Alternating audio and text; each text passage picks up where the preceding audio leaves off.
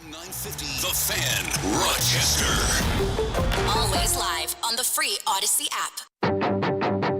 The Sports Bar with Danger and Battaglia. Football season's almost here.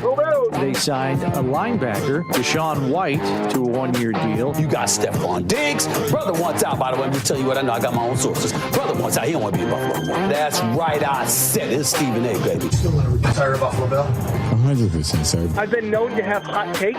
Ooh. Once or twice. Make sure you have a take and that the take does not suck. Mike Danger. I won't be here, but I'm leaving the capable hands of Gene Battaglia and one of our friends from down the hall. Bo Jackson's going to stop in. Bo Jackson. Gene Battaglia. Award-winning radio, so be sure to tune in. The Buccaneers have named Baker Mayfield as their starting quarterback. Also, the Titans signed kicker Michael Badgley. The Colts reportedly grant running back Jonathan Taylor permission to seek a trade. Love to see it. The Ravens' 24-game preseason winning streak is over. Oh, who cares? No surprise, the NBA finding James Harden $100,000 for his comments made in China. Is a liar. College football returns week 0. Michigan won't have head coach Jim Harbaugh to start the season. The school issued a self-imposed 3-game suspension. Ray shortstop Wander Franco placed on administrative leave until further notice. The Mets win! Put it in the books! Go Braves. Yankees. They just stink. 95.7 FM and AM 950, The Fan, Rochester. And pull up a stool and join us, and welcome to Rochester's only sports talk show. My name is Gene Battaglia. Danger is out doing regional manager sort of things. We invite you to give us a call today. Pull up a stool and join us, 866-4FAN, 866-4326. Beautiful day here in the Flower City, and some different characters. One they're familiar with. We introduce, once again, Dan Drummy alongside. Back from your 2-week vacation, buddy? It was so good. Can I go back? Yeah, the Dan. Isn't that weird how, I think the low you're feeling now, it doesn't match the high you feel when you're on vacation. Never does. It never does. It's never like, does. Oh, you're ready to go. But is that true, Dan DeLorean, that you actually turned your phone off? I did. I didn't turn it back on until, I don't know, Sunday at 4:30 in the afternoon. When I left on that Saturday, I turned it off, and that was it. It was off for over 2 weeks. It was great. Never once to check a score? No, I didn't care. I did not care about sports for the whole time I was off. Wow. What are you doing?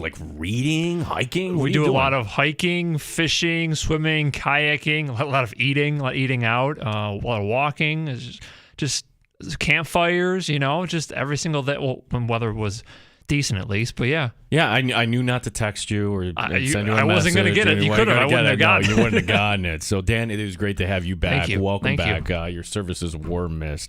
I want to welcome in a new friend of the show here, Bo Jackson, who you're here part of the B Morning Coffee Club hosting right now. As you can see, we're on 7 platforms, Bo. Did you know that? I do now. Hello. You're not using headphones here. Are you okay? You know, man, I'm old school. You're old school. I mean? I'm the guy that's swinging a bat, no batting gloves, none of this protective elbow stuff. Give me a little pine tar. Let's go. Old school, baby. All right, let's get so people aren't confused. You did not play for the Raiders. Nope. You did not play for the Royals. Nope. Is it spelled the same way? I don't even know. No. It's I spell it Jaxon. Okay. I did meet twice the other Bo Jackson, the superstar, the ultimate running back and Royals player. And it was in Vegas where I started my radio career. And Health South had called me and said, hey, we want you to host this NFL alumni golf tournament. I said, absolutely. I love sports. Yeah. And so I'm there, Herschel Walker to the tee, Monster of the Midway, Dick Buck gets to the tee.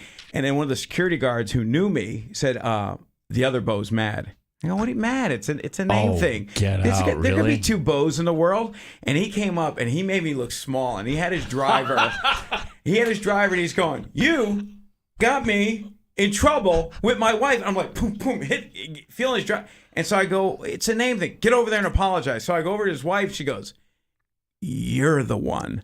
And I go, what is this all about? I'm on the radio out here. I'm just hosting, announcing names. And they said, we got into the rental car after we landed this morning. They turned it on, and all you hear is, oh, yeah, Bo Jackson hosting a sexy booty shake contest, Club Rio, blah, blah, blah, blah, blah, baby. And she slapped him, saying, I thought we were here for a charity golf tournament, not some whatever booty shaking. And he has no idea what she's talking about. And I go, no, that's me. Do you want to come in? I'll give you a VIP table and bottle service. They're like, we don't want to be anywhere near you. They were kind enough to take pictures with me, and then the next year they saw me. They're like, get away. A true story. That's really good. That's funny stuff. Yeah. Like Bo, I respect the way he played, and I also respect like how like he's kind of private now. Like like some athletes, they're doing their thing, whether that's in media or selling pills like Frank Thomas is or whatever it is. But like Bo Jackson, like I'm sure he gets those offers. Like no, because I would think he could sell anything if he wanted to. He's got a big heart too. I've got to know him, and he really helps out in the community a lot. And he's had a hiccup issue for like a whole year. Did you hear about that? Hiccups. No. Like he can't shake it. He can't cure it. Oh, that's awful. When I get the hiccups, an old wives' tale that my mom always said was, that means someone's talking about you when you have the hiccups. So they ever get the hiccups, think about that. Oh, who's talking about me? What's going on here? Let me get the water. Let me try to cure that. Yeah. How do we have you labeled on there? Is it you as Mike Danger or is it Dan DeLorean as Mike Danger? If you're watching online right now, we have the wrong I thought Derek fixed it for us. Yeah, it looks right when I'm looking at it. Okay. It says Bo Jackson B Morning Coffee Club. Yeah. That's good. You're Bo Jackson. So thank you. So we'll talk to Bo here, learn a little bit. We'll talk some Bills football as here is what's on tap in the sports bra. It's brought to you by Three Heads Brewing. As coming up in the 4 o'clock hour. Do you play fantasy football? Of course. Yes. Yeah. We're going to talk to one of our buddies from the New York Post, Drew Loftus, as he's got some tips here for you. In order to win a fantasy football league, it helps to identify that running back that, you get later in the draft. It's easy to pick the guys at the top of the draft, right? But at the end of the draft, can you hit on some things here? We'll talk about that and other fantasy-related items with Drew Loftus from the New York Post. That's coming up at about 4:25. And in his normal Tuesday spot, Matt Perino, the Syracuse Post-Standard, as the Bills back to work today. They brought in a linebacker, as you heard in the open, Deshaun White. I got to be honest, I never heard of him up until today. This guy was not drafted out of Oklahoma. Honorable Big 10 or Big 12. That's the conference. Played in the USFL. Here's what it is. It's somebody that they're bringing in for reps coming up against the Bears. It's a very transactional thing. I don't think White is coming in thinking, I'm going to land a spot here. How could he? He hasn't been here. But at least he can have on his resume, he's a Buffalo Bill, and maybe at some point the Bills bring him back on the practice squad. So that's the move today. But some other Bills things to talk about as... Well, see, if you were with us 1 week from today, that's the fun day in the NFL where for the first time there's just one cut. So 1,100-plus players are all going to be on the waiver wire at once. It's going to be crazy coming up next Tuesday. We'll talk to Matt Perino, Syracuse Post-Standard, coming up at 3:25. You can always write to us on the website that was formerly known as Twitter, as X, yeah, that's the letter I was kind of thinking of there. We will also be talking throughout the show with some other things. I'll drink to that. Some opinions coming up, shots, NFL appetizers, and your calls always at 866-4326-866 or fan. As Mike Danger would say, the table is set. Bo, how do you like Rochester, buddy? I'm loving it. It's funny when they offered me the job, because I just got here a couple months ago. I Googled it up, and the first thing I Googled said, per capita, the most violent city in America. And I said, what kind of job offer is this? Really? And then I went to the next Google page, and it was like the most friendly, welcoming people in the community. And that's what I've experienced. And some really good food. Yes. I mean... I am, the pants are getting a little tighter. I got to get a little more active. So, I don't know. Are you in a kickball league I can maybe do? I used to do softball, but it always got a little competitive. The thing I don't think we take enough pride in is if you want to get out, I mean, you're coming from Denver. Heck, I mean, I can't imagine. And full disclosure, I've never been to Colorado, so I don't know what that's like. But you can go on the canal. You can go down to Letchworth. There's a lot of places up along the lake. You want to get Stony Brook, out. I hit. That was great. That's beautiful. With the waterfalls. Yeah, it's beautiful. And the people were in the pool, and I'm like, are they supposed to be in there? And then I saw a lifeguard. I'm like, I got to bring a bathing suit next time. I was unprepared. Yeah, so I mean, there's a lot of things that, yeah, exactly. But yeah, the winters here are wonderful. Very warm. You're gonna love it here. They didn't tell you about it. No, they didn't. No. No, it's cold. I still got Colorado jackets. I'll be fine. Have you ever heard of the phrase lake effect? No. Prepare yourself. Prepare yourself. Okay, that's that's something you can bring to your show tomorrow. Like, okay, nobody has ever learned about Laker. Okay, that's good to know, Bo. Have you taken in a Red Wing game yet? Yes, and I really enjoy it. In fact, the team they're playing tonight, Worcestershire. Am I saying it right? Worcester. Okay, I wasn't saying it right. That's Bo Phonics. You know what I meant, though. Bobby Dahlback, who plays for them, and he was on the Red Sox the last couple of years, and he actually played high school where I came from in Colorado, and I knew his parents, and he just bombs the ball.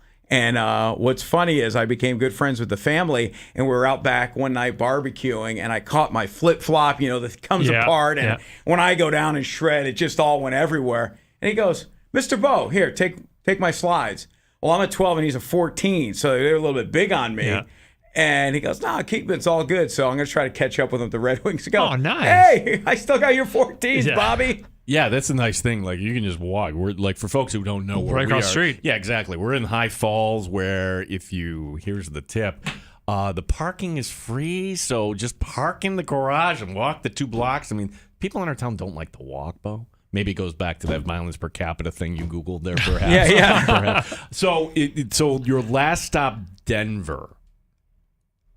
Where do the loyalties lie in that town? Because, I guess everybody would have been on the Denver Nuggets wagon here the last few months here, but is it more of a Broncos town, Rockies? How's it kind of? It's Broncos number 1, without a doubt. Avalanche number 2. Mm-hmm. Really? Then Nuggets, and then they even have pro lacrosse. They have pro soccer. So, I mean, they've got everything there. And you may be thanking me here real quick, because while I was there in that short window, the Broncos won, the Avs won, the Nuggets won, and even DU hockey won. So I was a good luck charm there. So hopefully I'll bring that here. Yeah, Denver University. So as far as the Rockies, though, is that the redheaded stepchild out there? It's the party spot.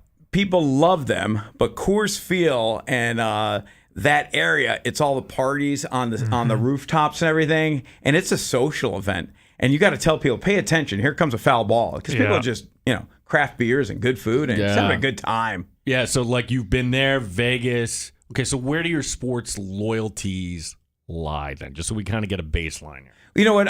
Always a Yankees fan. Was a Giants fan, and then slowly have moved to fantasy player fans. Like, I loved Peyton Manning, so I actually love the Broncos. It worked. And now I just see, who do I get on my team, and that's what I'm cheering for. I really am. That works. But I do feel I'm gravitating towards the Bills. I'm a Bills wannabe fan. I want to be part of the mafia. So is there any initiation or handshake? I don't know get a necessarily. Table. Get a table. Yeah, exactly. Oh, and jump on it? I've seen that before.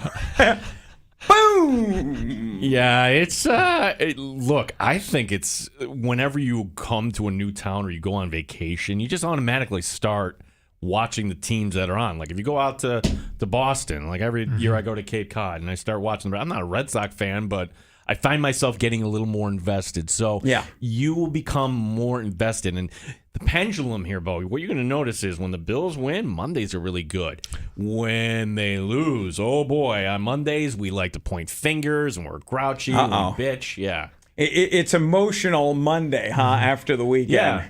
If they win, you don't care how they win, as long as you got the W. People are skipping around. It's a good day. It's a good Monday. But if they lose, In for Mike Danger today, he is Bo Jackson, Jaxon. Exactly. But it's B-O, not like Bo Bridges, right? No. Okay, no. So Bo Jackson, B Morning Coffee Club. That was B.O. Oh, gotcha. I'm good. For everybody that was in our listening audience, Bo was just kind of doing a check there. Story from the NFL, and I don't think this is Bills related, but we have a habit here, Bo, of here's the story. How does this relate to Buffalo? And that's kind of what we do here. Okay. The story is actually out in Indianapolis, where there's ongoing saga with Jonathan Taylor and ownership, and we can kind of debate who's right and who's wrong. I don't like the way the owner has handled this. Usually, if it's a contract issue, you handle that behind closed doors, and you should take the high road, I believe, if you're ownership or management, and that owner hasn't done that in Indianapolis. And for Jonathan Taylor, you're going to get your money sooner or later, and I don't know, you're not going to get your money now. Well, the Colts are saying, hey, you want to go out and find a trade, go for it, but we want a first-round pick. Okay, well, that would make sense from the Colts here because, well, they're rebuilding. They have a young quarterback, and the market right now for running backs, as we know, is just kind of poor. I'm of the opinion, Bo, that and everybody's saying, well, wouldn't this make the Buffalo Bills a better team? I'm like, sure. But what does Jonathan Taylor want? He wants to get paid. And to me, that's the question you have to answer. You're not going to give up any asset for just a 1 year kind of deal here, that being a first-round pick, and then you have to give a contract. I would listen to Jonathan Taylor if all of a sudden the Colts are saying, you know what, you're a malcontent, you're cut, you're out of here. Okay, then come on in. He's only making, 4.3 this year under the cap. Well, this year that's affordable, but again, would he play without a new contract? That's kind of doubtful. But just your outside perspective here, the Buffalo Bills and Jonathan Taylor, just from a management standpoint, would you explore that? Absolutely. I think it would be a great backup or a dual threat. Okay. Also, one of the best advice I ever got in my broadcasting career is ask. If management doesn't give you what you ask for, you know your value. And I think he knows his value for the Colts. Go ahead. Yeah. Look around. So I don't think the Colts it's obvious. It's not his future. But why even play with it? So who out there could really use a solid backfield? And I heard you and James were talking about it yesterday. Ty Johnson, did he sign? Mm-hmm. The former Jet? Yeah, okay, he did sign. But then you got Jonathan Taylor. Let's talk, who brings more to the table? Who could help? There's no question. Mm-hmm. It's just it's a puzzle, basically. That's like if this were just short term and you're going to bring in, if you said, hey, listen, Indy, we're going to offer you a 5th round pick. Here you go. And you said to Jonathan Taylor's representation, we have this deal in place. We believe your client would benefit from playing 1 year in Buffalo because, well, his stats will be really good. He'll win a lot of games. We could, not that his image is bad, but he will be front and center with this team. And at the end of the year, he can test free agency. I don't know if he would go for that, Bo. And I think that's the only way something like this would actually happen. The only way I think he'd go for it if they could talk him into you're the final piece for the Super Bowl. You're it, and we're in. Does he think he could, boom, put him to the big game? And that's what I think the angle they should be working. Hey, we've got great players, the Diggs and the Allen and the Cooks. But you know what? If we had you, that would push us over the hump. The AFC East is loaded. And then you got the Chargers out west. And, the Chiefs, hello. I think the AFC is more dominant than NFC right now. Mm-hmm. Yeah. And so they need everything. Especially with the 17-game schedule, there's potential for injury. Maybe a little rest time. The dual backfield. What was it back in the day? Thunder and lightning, right? I do like Latavius Murray, former Bronco, and I do think that, if Damian Harris is healthy, that's a big thing. Ty Johnson's more of a third down kind of back there, but the thing that the Buffalo needs right now is a middle linebacker. And the story today, they signed somebody off the street, as we mentioned a little earlier, Deshaun White out of Oklahoma. So it's not, the running back position is just not an area of need for this team. It's just kind of a luxury item. One thing, and I'm just kind of projecting here what could be a day or two from now. Understand, if the Colts say, hey, you have permission to go find yourself a trade. Well, you don't normally get that. Jonathan Taylor's representation can now talk to any team.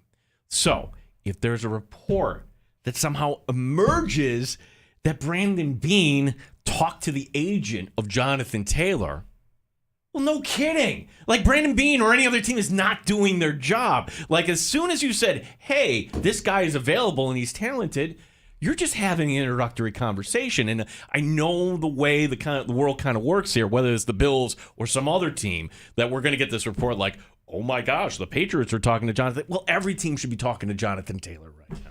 And could you get creative in the chess match there of moving players around? Can you bring in Taylor and then try to do a package to get in a better linebacker? Is there anybody floating around out there? Yeah. Well, we'll find out next Tuesday. 1,100 players on the You should do a contest. Who do you want to survive? Who's the guy? Who's your guy you want hanging in there? Do you have one in particular? Oh, for the linebacker, I think everybody would be voting for, what was the movie? None of the Above. I forget. It was some like 90s movie, like President. None of the Above. And then I looked at somebody will write in on X, but yeah, nobody's excited about the middle linebackers here. Right. Okay.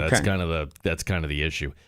In today for Mike Danger is Bo Jackson, which I don't have any problem with Bo Jackson working with Mike Danger all these years. Right. Kind of thing. So you hear him mornings now on the B Morning Coffee Club with TJ and Terry, who, how many more days you got, Terry? September 22nd is her official retirement. So we have a little time, but we're having a retirement party for her tomorrow night over at Strong, and we're excited about that. She is a big Red Sox fan. I don't know if you I don't know if you knew that or not. Diehard Yankee to the core. In fact, every day I hear about the captain, Thurman Munson. That is her all-time player, who I grew up with, so I'm cool with that. In fact, do you remember back in the day, Yankee Stadium, they had the bat days, full bats. Brute was usually the sponsor. But I had Thurman Munson, Mickey Rivers, Chris Chambliss, Roy White. And one day I came home, my son with his friends are cracking the bat in the bat. No, not those bats, no. So they're a little dinged up now. I think the collectors has shrunk on it, the value. Chris writing in, one of our favorites. If Bo does shots from a bowling, I don't know, can we still use that? Or I'm using it. I'm using it. Like, we need like X. Okay, it's on my to-do list. If Bo does shots from a bowling ball and goes through a folding table, we'll consider that the initiation. All right. You're on, Chris. Let's go. Need a table and a bowling ball. Matt Perino, Syracuse Post Standard. We'll talk some Buffalo Bills football coming up next. My name is Gene Battaglia, Bo Jackson, the Dandelion here at the Sports Bar on the Fan Rochester. Odyssey has sports for every fan.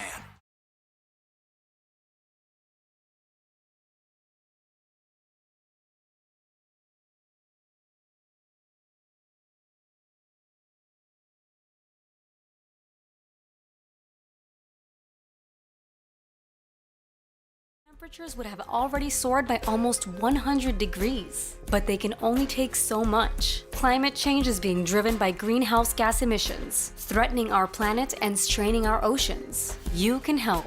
Join Ocean.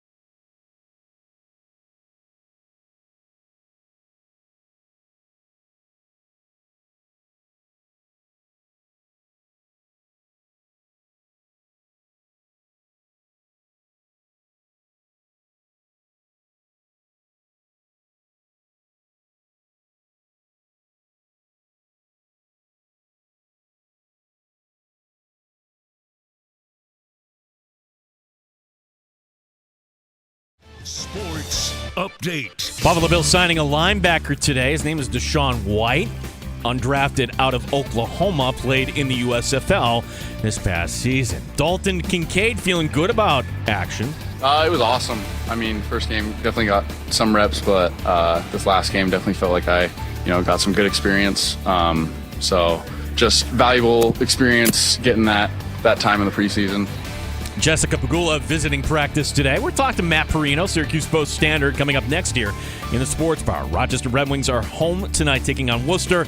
Yankees looking to break an 8-game slide. They're home tonight against Washington. Sports is brought to you by GetMyPerks.com. Today, save 50% at Sticky Lips Barbecue and Juke Joint on Jefferson Road. Open 7 days a week for lunch and dinner. For this and other great deals, log on to GetMyPerks.com. Gene Battaglin, the sports leader. The Fan, Rochester. They've raised the bar on Rochester Sports Talk. You're in the Sports Bar with Danger and Battaglia on the Sports Leader, 95.7 FM and AM 950 The Fan, Rochester. They say, like, when it's shopping, go local. It helps, it helps your local economy. It helps your neighbors and everything else. The same should be said when it comes to getting your Buffalo Bills news and information, okay? If you're relying on the big name from across the country, you may be getting misinformed. Local, certainly. He's out there every day. Matt Perino, Syracuse Post Standard. Matt, you had to get a chuckle out of what you saw out of Bristol yesterday, I'm assuming. I mean, it's always kind of comical, right? Like, it was the Hunter Henry thing a couple years ago. I shared that as well. It's just one of those things where you just got to be careful today's day and age where you get your information from. Yeah, no doubt about it. And if there's anything positive you could say about it, Steph Diggs just coming out right away and he could have just been like, no, I'm ignoring this. I thought he did the right thing and got out right in front of it. I think we lost Matt. Did we lose Matt Perino? We did. Okay. Just lost him, yeah. Yeah, we lost Matt Perino here. So, tell you what. Matt Perino, Syracuse Post Standard. I'm going to need you to come over to this side of the board here, Dan. Because, normally, see if we lost Matt. It sounded like he was in his car there. So, to kind of recap here, the Bills news from today, we'll get to this linebacker. We'll ask Matt about Deshaun White, if he's anything more than just a guy. I believe that is Matt calling in there. So we'll try that again. There we go. It must have been like you coming up through the car, Matt. We lost this. Yeah. I'm in the car. That's my bad. Oh, no problem. We just talked. Yeah, I gotcha. Just to finish up on what was a non-story yesterday, I thought Diggs handled it perfectly, Matt.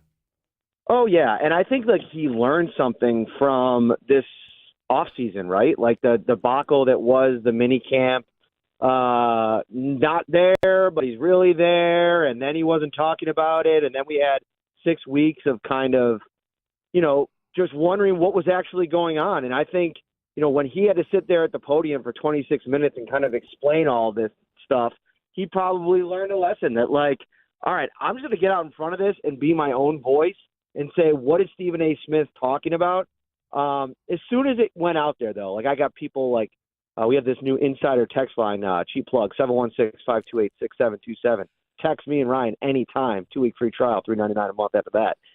I had people blowing this thing up, asking me about something I didn't even see yet, the Stephen A. Smith thing. And I see the video, and I'm just like, this guy really, you're telling me he's got sources all of a sudden, months after all of this, and really 6 or 7 months since the way the season had ended, and he was obviously upset about it back at the Super Bowl. Now you're kind of dropping it in the middle of a New York Jets segment that he wants out of Buffalo. Come on, man. He came out and said a couple weeks ago that he wants to retire a Bill, and then he backtracked today. I saw the video of him on First Take kind of walking around it and saying Diggs could say whatever he wants. Dude, it's talk radio. I get it. It's talk TV, whatever you want to say, but trash.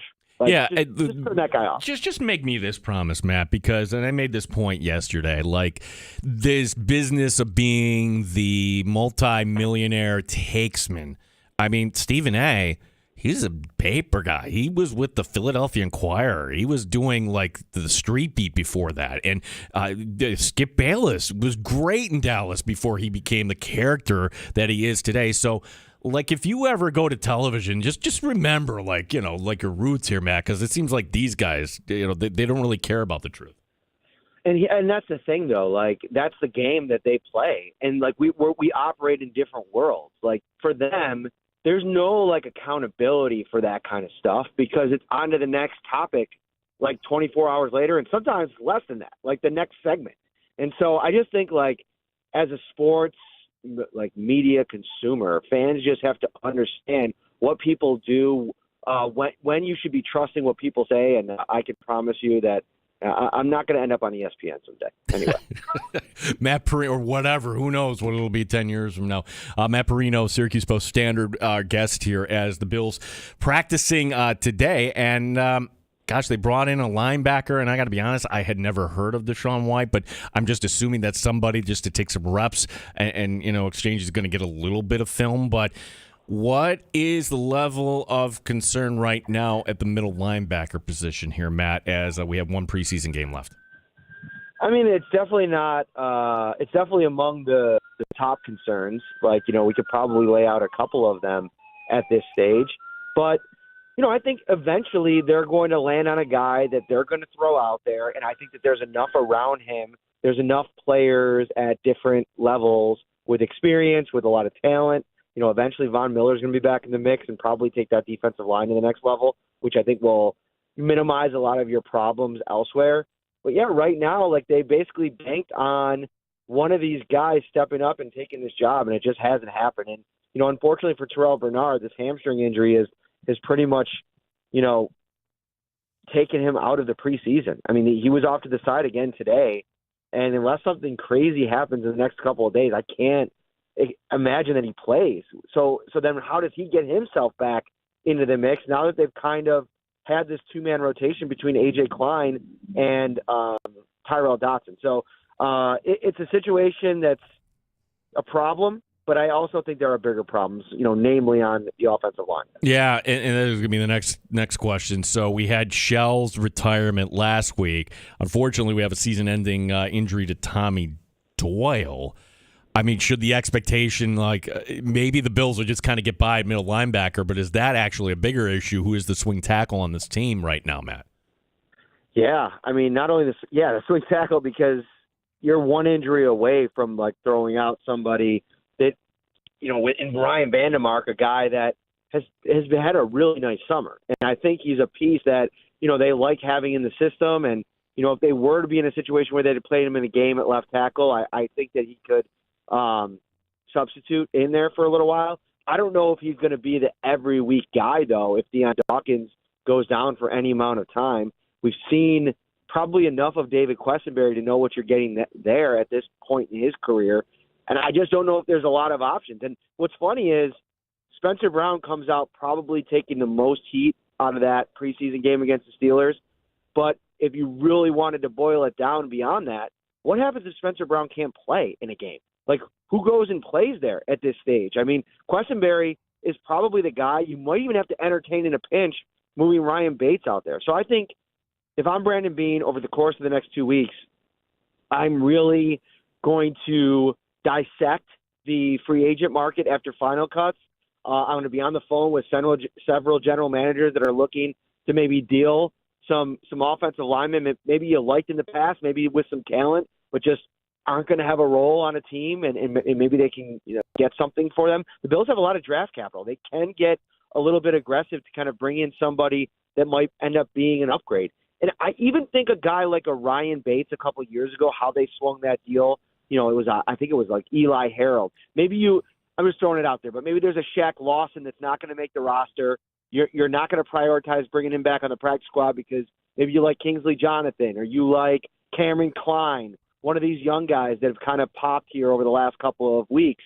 Then maybe you send a veteran like that to go out and get a no-name left tackle that you scouted, you like, and you can kind of place in the mix there. Yeah, it's this new rule, too, that's kind of playing a role in all this, because usually, and I just read this today, Matt, and I wish I could give credit to who came up with it, but we haven't had a trade in the NFL just everybody's kind of waiting. What is that going to be like? I just picture some big land grab coming up next Tuesday with just one cut down date. And do you personally like it? Because to me, it just feels as if, well, wait a second. We know you're not going to be part of this team. Why don't we let you go right now and you can go be with someone else? I'm just curious as to what the logic was just to making just one flat cut down day here.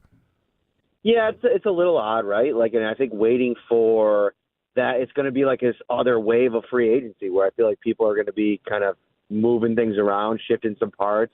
I think that the Bills on their offensive line, specifically attack, like they have a crazy amount of depth at guard all of a sudden. That's one thing that I will compliment Brandon Beane on.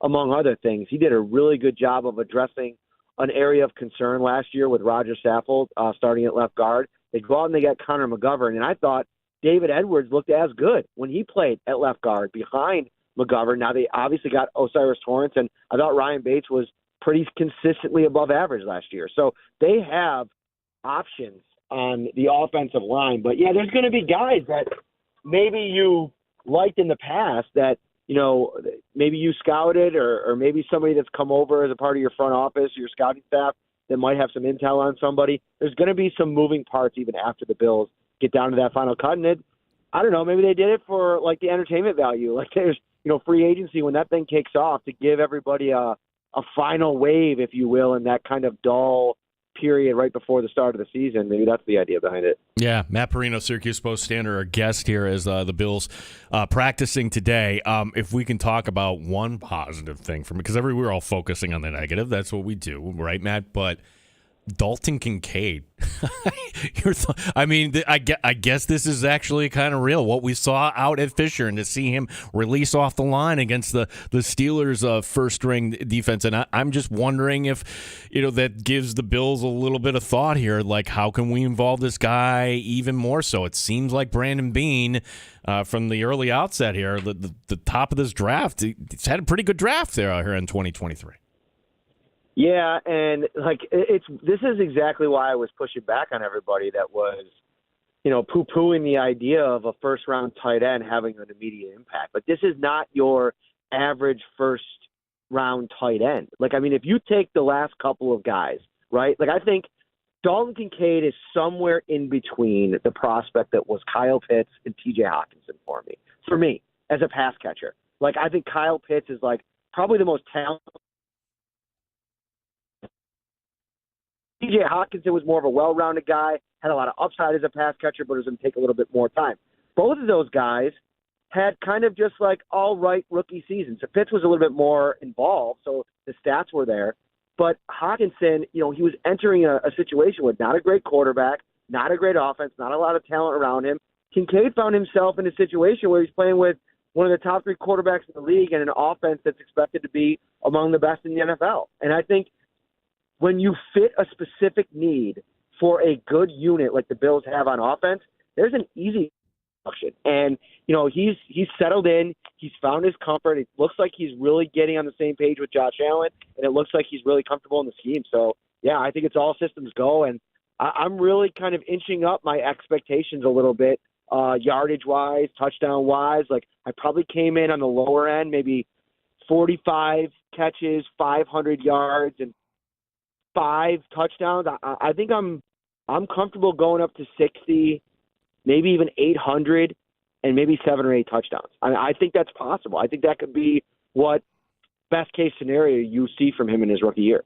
Matt Perino, our guest here, is the Bills practicing today. Bills and Bears coming up last preseason game, and then next Tuesday, it's the cut to 53. And Matt, I'm always kind of a little uncomfortable every year when these questions kind of come up, because these are somebody's livelihood and somebody's dream may just kind of end right then and there. And so I just have to kind of mention that there are actually men underneath these helmets. So when I ask you, I just kind of give that context there.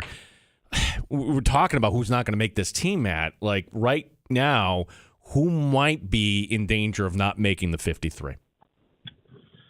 That's a great question. I think a guy like Quessenberry, depending on how the numbers shake out and if there's, enough versatility, I can't see him not making the team just because of the dire straits. But I also think at the position, but I also think you got a guy in like a Richard Garage who's like a younger kind of kid that they've had play on both sides of the line this summer. That could be like a surprise, shocking development if he maybe makes it over a Questenberry.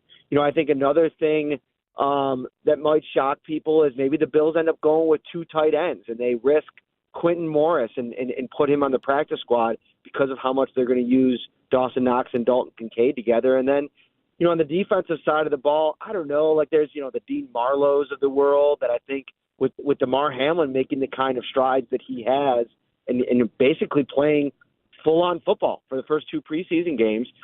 He plays a lot of special teams. I think Dean Marlowe could be a guy at this stage in his career where they look to keep him on the practice squad. But other than that, I don't think there's going to be any huge surprise. I think they're going to go really heavy on the defensive line, 10, 11 guys.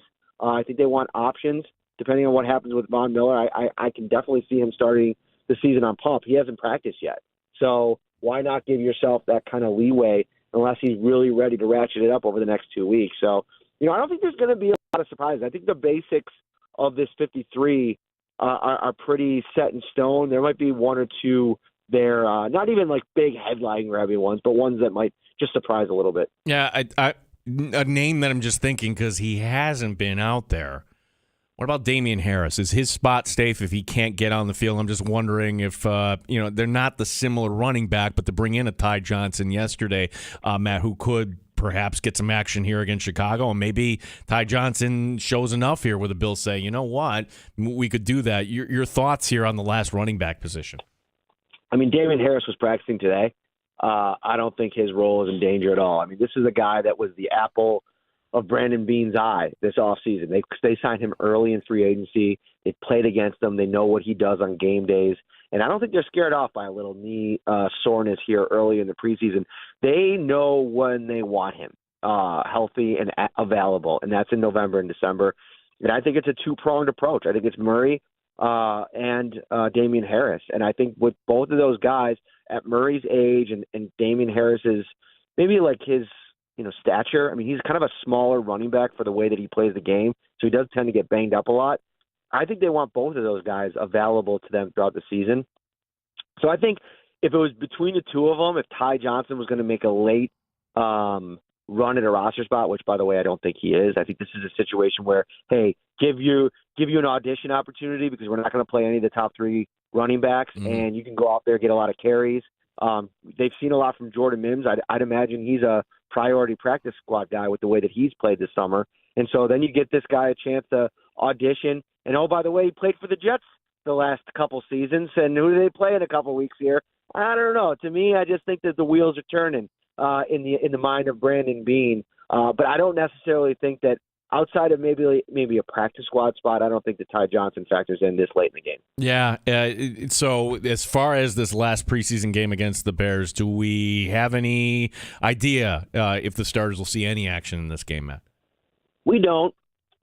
I would imagine where Sean McDermott has said the battles are ongoing, we will see all of those players. Like, I think we'll see Dane Jackson, we'll see Kyer, we'll see Christian Benford, and I wonder if we don't see Trey and we get a chance to see the 3 of them kind of just cycle through at the spots for like 4 or 5 series. I don't know how they'll end up doing that. I think we'll probably see Osiris Torrance and Ryan Bates. Maybe Ryan Bates gets a longer look at right guard since Torrance has played a lot there in the first 2 preseason games. And then I think we'll see all the middle linebackers. So, Matt, you mean people can actually get on a text chain with you and Ryan? Tell everybody how that's going to work here.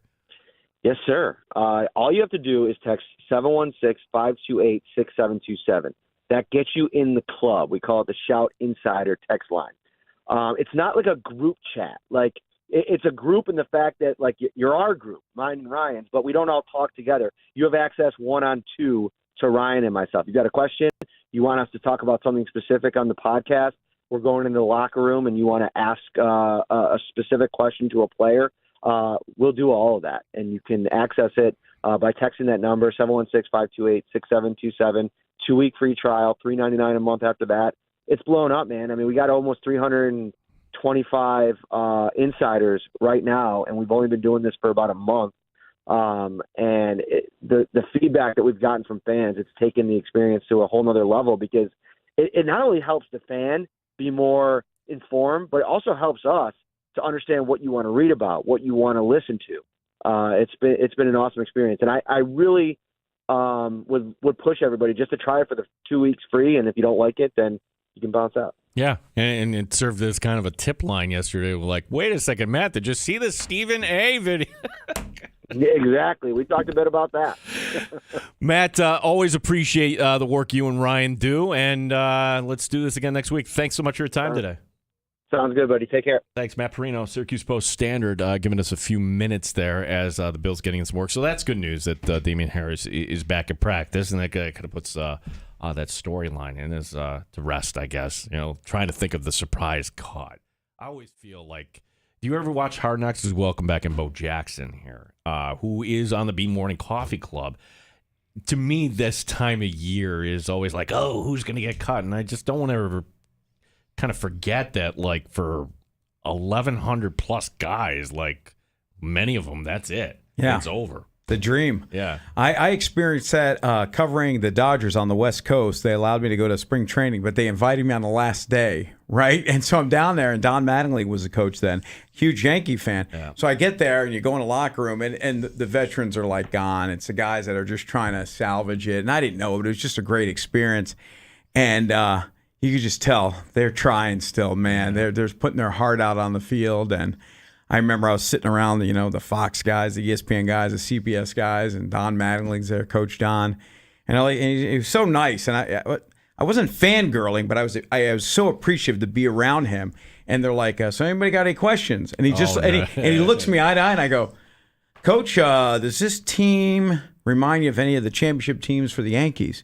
And all these guys throw up their clipboards. Last day of spring training. Really, you're going to go deep on the coach? And I go, I thought it was a good question. But they had been asking him all spring training about that. So I was like the last day trying to catch up.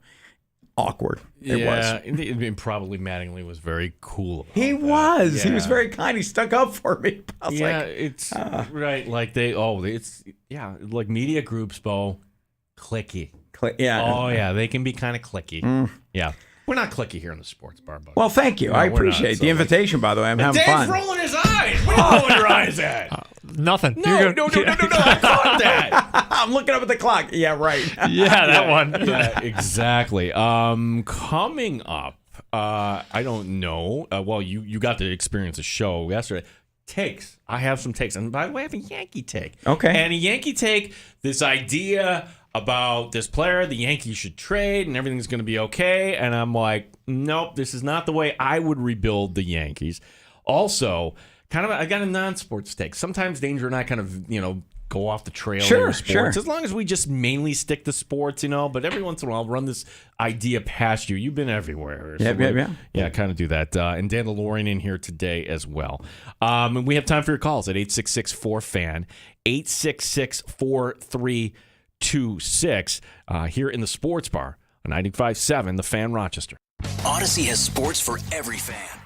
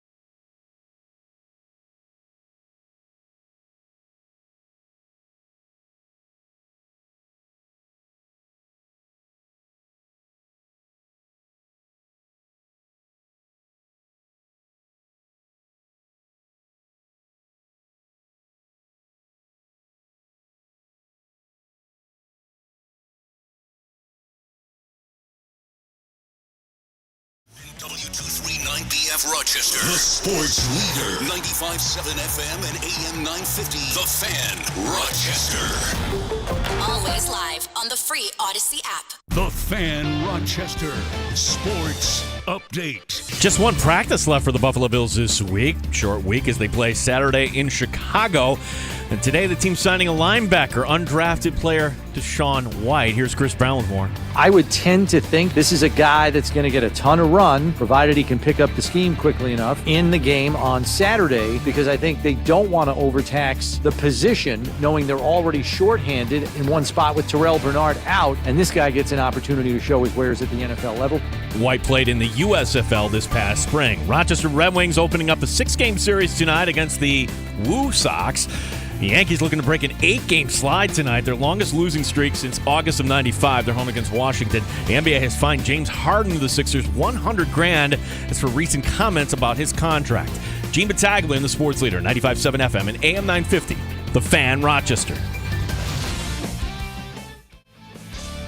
The Sports Bar with Danger and Battaglia. Football season's almost here.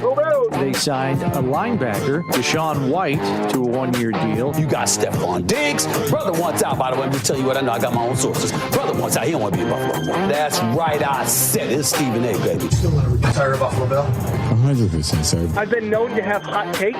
Ooh. Once or twice. Make sure you have a take and that the take does not suck. Mike Danger. I won't be here, but I'm leaving the capable hands of Gene Battaglia and one of our friends from down the hall. Bo Jackson's going to stop in. Bo Jackson. Gene Battaglia. Award-winning radio, so be sure to tune in. The Buccaneers have named Baker Mayfield as their starting quarterback. Also, the Titans signed kicker Michael Bangley. The Colts reportedly grant running back Jonathan Taylor permission to seek a trade. Love to see it. The Ravens' 24-game preseason winning streak is over. Oh, who cares? No surprise, the NBA finding James Harden $100,000 for his comments made in China. Is a liar. College football returns week 0. Michigan won't have head coach Jim Harbaugh to start the season. The school issued a self-imposed 3-game suspension. Rays shortstop Wander Franco placed on administrative leave until further notice. The Mets win! Put it in the books! Go Braves. Yankees. Take it sick. 95.7 FM and AM 950. The Fan, Rochester. Hour number 2 here in the sports bar, and it's time for Who's in Hot Water, as we mentioned in the update there, and you heard in the open, James Harden, $100,000. Apparently, yeah, the NBA has done their investigation. They realized, oh yeah, this is just all about you not getting an extension that you really wanted. Too bad. That's bad hot water, but you can see how good hot water can be at Ace Swim & Leisure. They've been serving Rochester area families since 1962. It isn't very often that something comes along as cool and different as the all-new Jacuzzi Swim Spa. It's the right size, the right price, the pool spa combo that gives you the pro-grade water workout and therapeutic water massage. See the all-new Jacuzzi Swim Spa for yourself. Ace Swim & Leisure's Chilai Avenue store today or aceswim.com. I'm not alone today. Like, Danger is, well, we'll explain where he is in a second. Dandalorian back from his 2 weeks up in the woods. I expected you coming, at least you shaved. Like, yeah, I expected. I did. During the pandemic, you did not. Yeah, that was kind of a wild look you had. It looked there. like Davy Jones from Pirates of the Caribbean. Yeah. Expect you to come back looking like that. And then coming in today, just hanging out with us, Bo Jackson, who you can hear now on the B Morning Coffee Club. You know how popular, you do know how popular that show is. Country music, Yeah, hanging out there like- with Terry and TJ, and talking Luke Combs and Morgan Wallen and Tim McGraw. We're having a blast. We really are. So thanks for inviting me, though. Yeah, because I love sports. You ran. Now, what station out in California did you run or you managed? In California? Yeah, it was like a sports station. you Yeah, did, right? it was 1450 AM ESPN, and we were the Dodgers taking up the Central Coast. Oh. So, and I did Bo's Man Cave in the afternoon. I did a Hot AC morning show. So I had like 4 hats. I have a big melon. They just keep putting hats on me. But it was fun. Don't say that out loud because somebody might get a wrong idea. Right. Yeah, so. Well, a great thing was covering the Dodgers out there and running their show up the Central Coast is their one perk. Like my birthday was coming. My birthday's May 16th. They're like, hey, come to the game. We're going to put you behind home plate. It's like, great. So, I take my family, and you're back there, the best seats in the house, and they come around with little menus. I don't know if they do this at every stadium, but the menu, my wife's giving me the elbow. We're on a radio budget. Don't order anything. And the lady hears and goes, oh, no, that's all complimentary. Sit here. She goes, give me that menu. I'll take the roast beef, prime rib sandwich. Check. And then you even got to go underneath the stadium when you sit there. So I don't even know what the price of tickets were. They gave it to me for my birthday. And there's chefs and there's buffets and all you can eat. And it's not just a hot dog. It's everything, right? And I'm sitting there, and this is how it is in, L.A. Who's next to me? I look over. It's Matthew Perry. Oh, wow. Matthew Perry. Yeah. And so he goes, what do you got? What do you got? And I go, I went with the beef stroganoff. He goes, yeah, I got the corned beef sandwich. I just want some chips. And he's looking around, and no one's paying attention to us. So I go, hey, excuse me. My friend would like some potato chips. And he looked at me and goes, oh, that was good. I see what you did there. So you never know in these ball games All who's right, going to so be there. if there's two celebrities that, one no longer, unfortunately, behind every home plate at Dodger game, Mary Hart. Mary Hart is there like every. Mary Hart was mocking Craig Kimbrell, the one World Series. I was getting a kick out of that. And rest his soul, Larry King, who I know a lot of people are I loved Larry King when he was on. Just like it became kind of a joke at the end, but like the guy wanted to work right up to the end. But Larry King always going, no Larry King sighting, no Mary Hart sighting. No. And in fact, before I got invited there, before I was on that station, I'd been out there on vacation. And before I got married, I was dating a girl up in Chicago with the Cubs. So we'd go visit her family, go to the Cubs. And the Cubs, I kind of fit in more there. Take off the shirt, you got an old style. And then I was out on vacation in L.A. and took off my shirt, grab a beer. Sir, there's families around here. Please put your shirt back on. I'm like, I'm going back to Chicago. Oh, yeah. You're learning the markets. Yes, there. you do. Bo Jackson, our guest. Now, where's Danger today? Well, if you are a regular to the show, one of our guests, Dan Leberfeld, Jets Confidential, kind of because when Danger in his Twitter bio and in his email handle, regional brand manager. So he has the nickname from one of our regulars as Reej. Doesn't exactly like that Reej. Yeah, we'll call him Reej. Well, part of his region, he's down in Norfolk, Virginia, meeting his people down there. And they can't do this on a weekend and with the time difference and everything else. I have never been there. I've been to Virginia Beach. I've never been to Norfolk. They're kind of connected, but I just wanted to ask you the question, because you've been everywhere. Like, what town would you tell an outsider? You might not think anything of this town. This is actually kind of a great town. Like, you can't say like Chicago or Los Angeles or anywhere like that. Maybe the answer is Norfolk. Dan, I'm not currying favor to you. My answer would be Ottawa. Oh, I was going to say Nashville. No, that's too big. Yeah, it's no. Like honestly, people might say little. Buffalo. Like if you said to an outsider, "Oh my gosh, Rochester." What, really? And then you would explain all the things that we have here, wine country, and if you like, the Jazz Fest, whatever it may be. Like when I went up to Ottawa, in the middle of winter, Bo, they have the festival. Yep. You could skate on the shopping and dining and everything else, and you realize, okay, this is an international city that is 4 hours away. It's not that bad. Yeah. So I would never think weekend in Ottawa would be fun. And I'm just going to get Danger's take on Norfolk, Virginia, because that's never a place I intend to visit. But do you have a town like that? Like if you would... I would say Dunedin, Florida, next to Clearwater, near the Tampa, Clearwater area. Yep. If you're a baseball fan, spring training down there is great. But then they have the Gulf of Mexico after base, or year round. And what I love about the Gulf of Mexico is you don't have to dip your toe in; you just walk in. It's always warm water, it really is. And Dunedin, which is right there, everybody has a golf cart, and they just drive to the craft breweries and they drive back. I'm like, you know what? There's nothing wrong with that. We all have golf, and some of them have chrome wheels, and they got speakers, and I'm like, okay, you could have fun in a golf cart, just driving the bars. All right. Yeah, in the town north of that, Tarpon Springs. Yes. Yeah, the sponge docks. Yes. Yeah, exactly. And it's like you're going to Greece, not the suburb, but actually going over. Yes. It's like the food there. Fantastic. Good call. Good pull there. There you go. Dunedin, Tarpon Springs. Bo Jackson, our guest here in the Sports Bar. We will be having a little fantasy football talk coming up here in a little bit. Drew Loftus will be our guest from the New York Post. We have time for your calls at 866-4326. That's 866-4-FAN. We're on 7 platforms here. I can't name them all off the top of my head. 95.7 FM, AM 950. You can watch us on the stream in the Odyssey app and Twitch and YouTube. Did I get them all? I think we need 2 more, though. 2 more.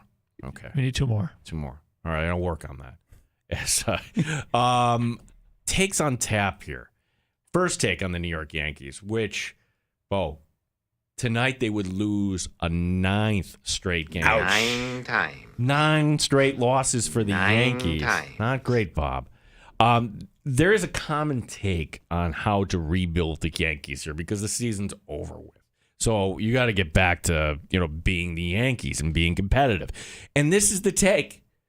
Trade Garrett Cole this offseason. Problem is for the Yankees is that, you need to trade, you need to make moves, and what do you have as far as tradable assets? Garrett Cole would be one of them, but who's going to take that $36 million contract in 2024? Okay, so that would eliminate all but 10 teams, maybe even fewer. But then perhaps even the bigger problem is this. Cole can opt out after next season. So which team would give you anything of value in return for Garrett Cole, knowing that they got to pay that for 1 year, and then it might just be a 1-year rental? Sorry. The reality is this. Cole should have been dealt at the deadline in August, but the Yankees are not being honest with themselves. He wasn't. And when you look at rebuilding the New York Yankees, I know you're a Yankee fan, this is not a 1-year fix. I'm sorry. Now, the Yankee fan will be like, yeah, but if we get Shohei, everything's going to be fine. I'm like, okay. Which I'd be in favor of that. We would love him on the Yankees, but I think we need a little more than him. And Cole is great trade bait, but someone's got to be that close. He's got to be that final piece. Who is there? You know what I mean? And who's got the money?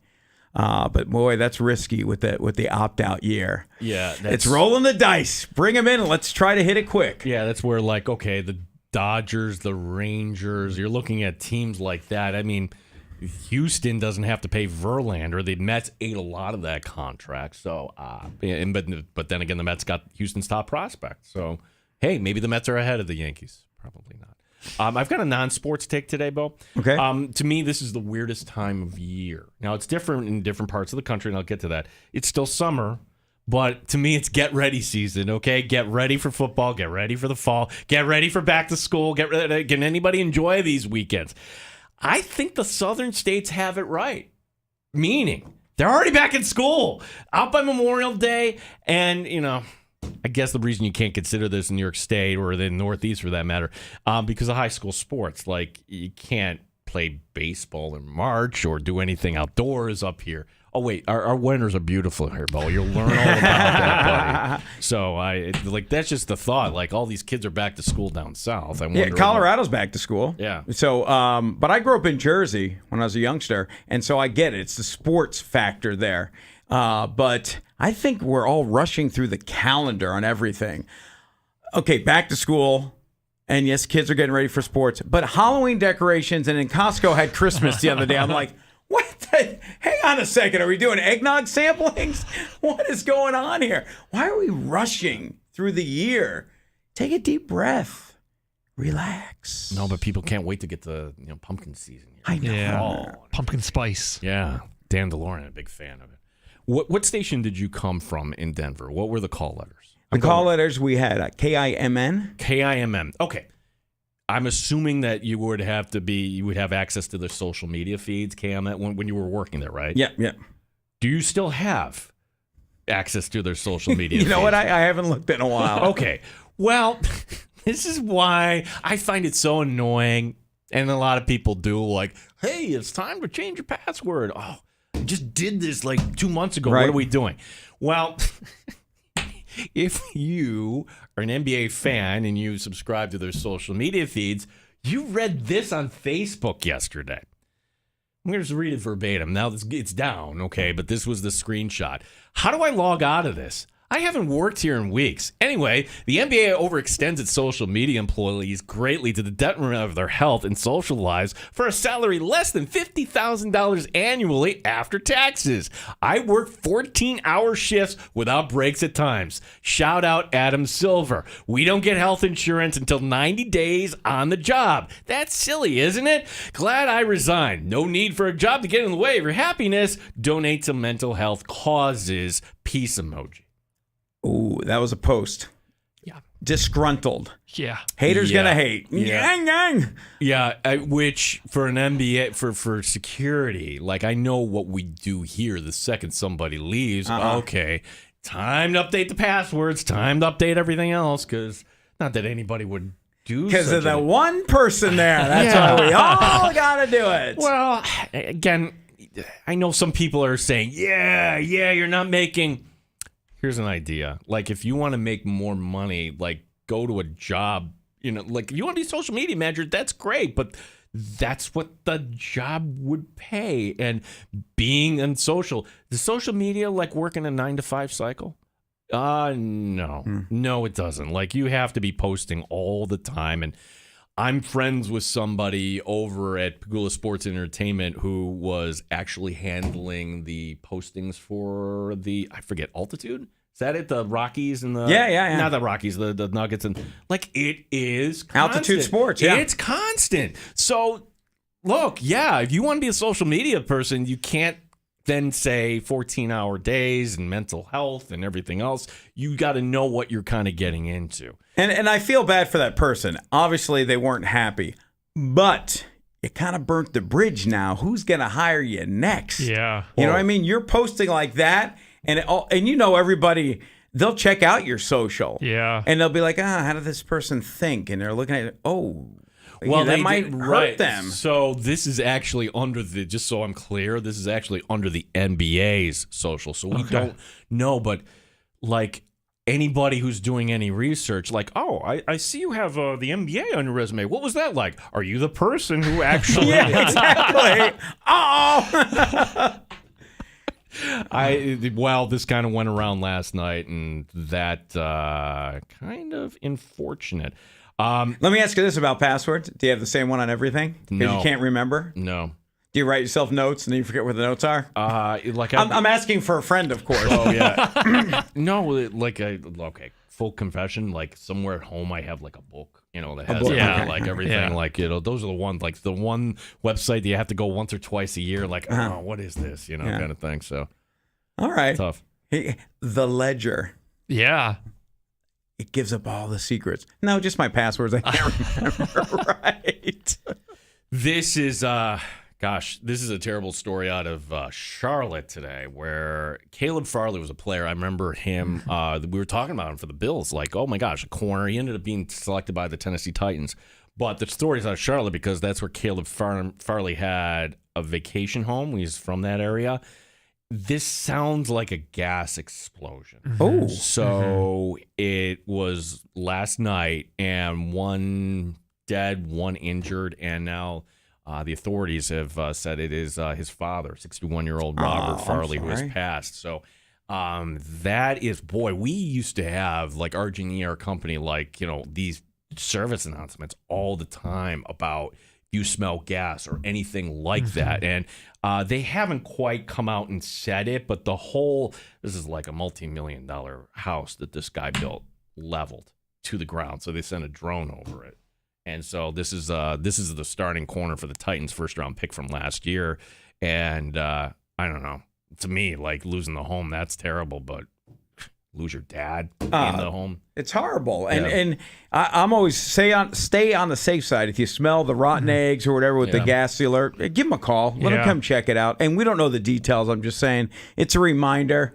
It's funny, reminding like the next generation, teens, even in the early 20s, they don't know what they don't know. Yeah. I got a call 12:30 the other night, waking me up, and it's my daughter who goes to college down in Arizona. Okay. She's like, and of course you wake up and you go into dad instinct, and what's wrong? Something wrong with the car. What? She goes, on the dashboard, Dad, there's an emoji that looks like a fountain.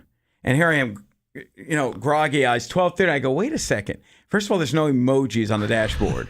Describe this to me again. She goes, it fans out like a fountain. I go, I think you're just low on the wiper fluid. Yeah. And she goes, oh, I go, this could wait till tomorrow. Okay. Now I can't fall back to sleep, so I'm texting her. So you open the hood, you pour, look for that. There'll be a little fountain diagram in there too. But she thought it was an emoji. So kids sometimes don't know what they don't know. Yep. Not to go sideways, but about the gas, we don't know. But if you're smelling something funky, call. Get it checked out. Yeah, this report from the AP, they're talking about the gas meters now being measured in the area right now. There's no present danger to any other homes in there, but yeah, that's just a terrible story here. So Caleb Farley, again, his father, in an apparent explosion, passing away at the age of 61. That's young. Yeah, it's a shame, and we wish them the best. I mean, we don't know the details. We're going to keep looking into it. It's news, and please send your good thoughts to the family. We have Drew Loftus from the New York Post who will be joining us next here, talk a little fantasy football as we will try to get you primed here. I imagine might be just on the edge of it, but by this time next week, are you kidding me? We're going to be drafting and drafting and drafting. So we're good to get one of our favorite experts on the show here today. On the other side, we also have time for your calls. As always, 866-4FAN, 866-4326. My name is Gene Battaglia, along with Bo Jackson and the Dan DeLorean. Derek the Pizza Dude somewhere else here too today on the Fan Rochester. Odyssey has sports for every fan. Keep up with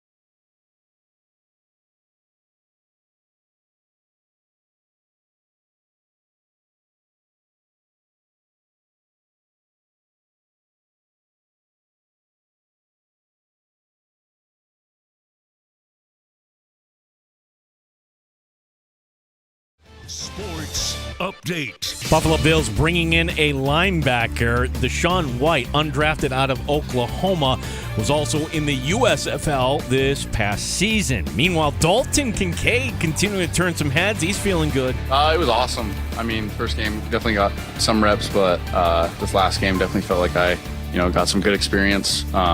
So just valuable experience getting that time in the preseason.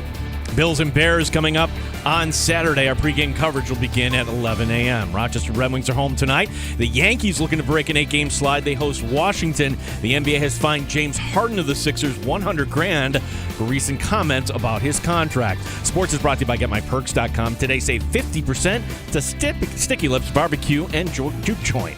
Gene Battaglin, the sports leader, 95.7 FM and AM 950. The Fan, Rochester. Or on the rocks. It's the Sports Bar with Danger and Battaglia on the Sports Leader, 95.7 FM and AM 950 The Fan, Rochester.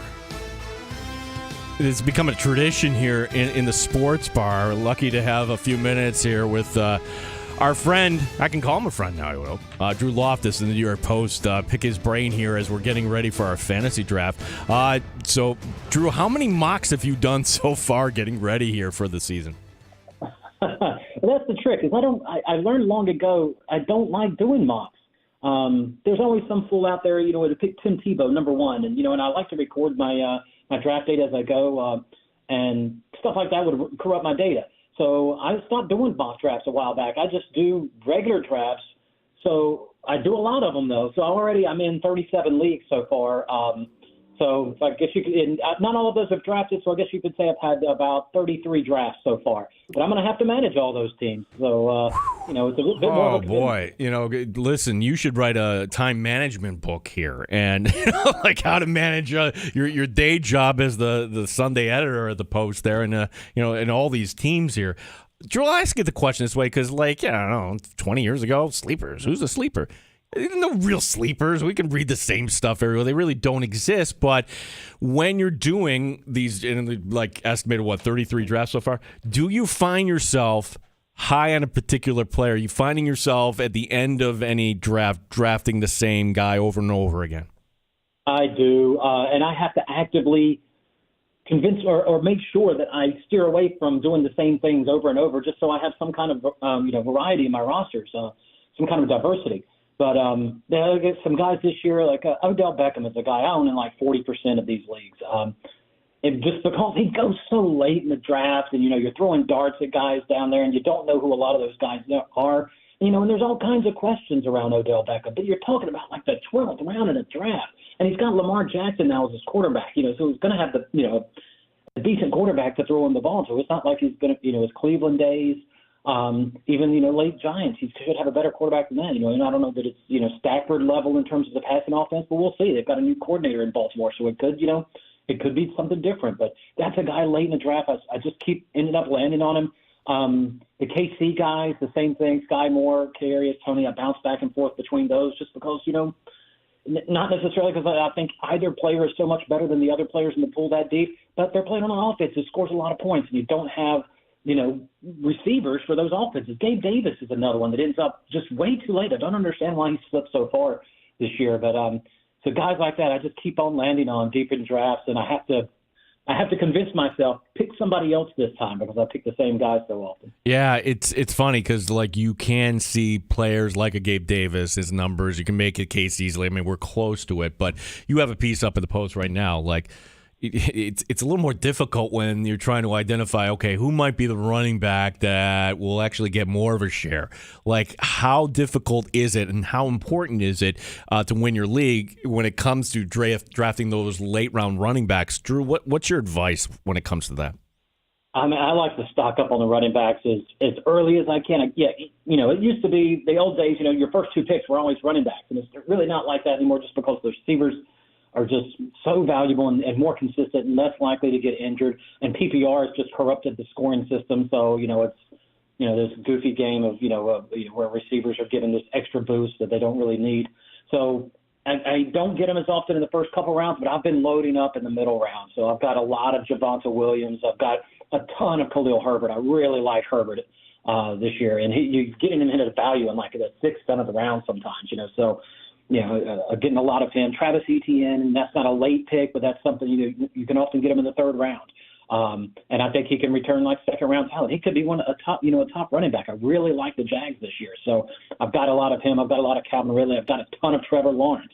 So I'm really heavy into the Jags this season. But guys like that, DeAndre Swift is another one with all these questions surrounding him, and he's dropped to like the 9th, 10th round, and there's a lot of competition in the Philly backfield, but he is the most talented guy, and that's a team that's pretty smart.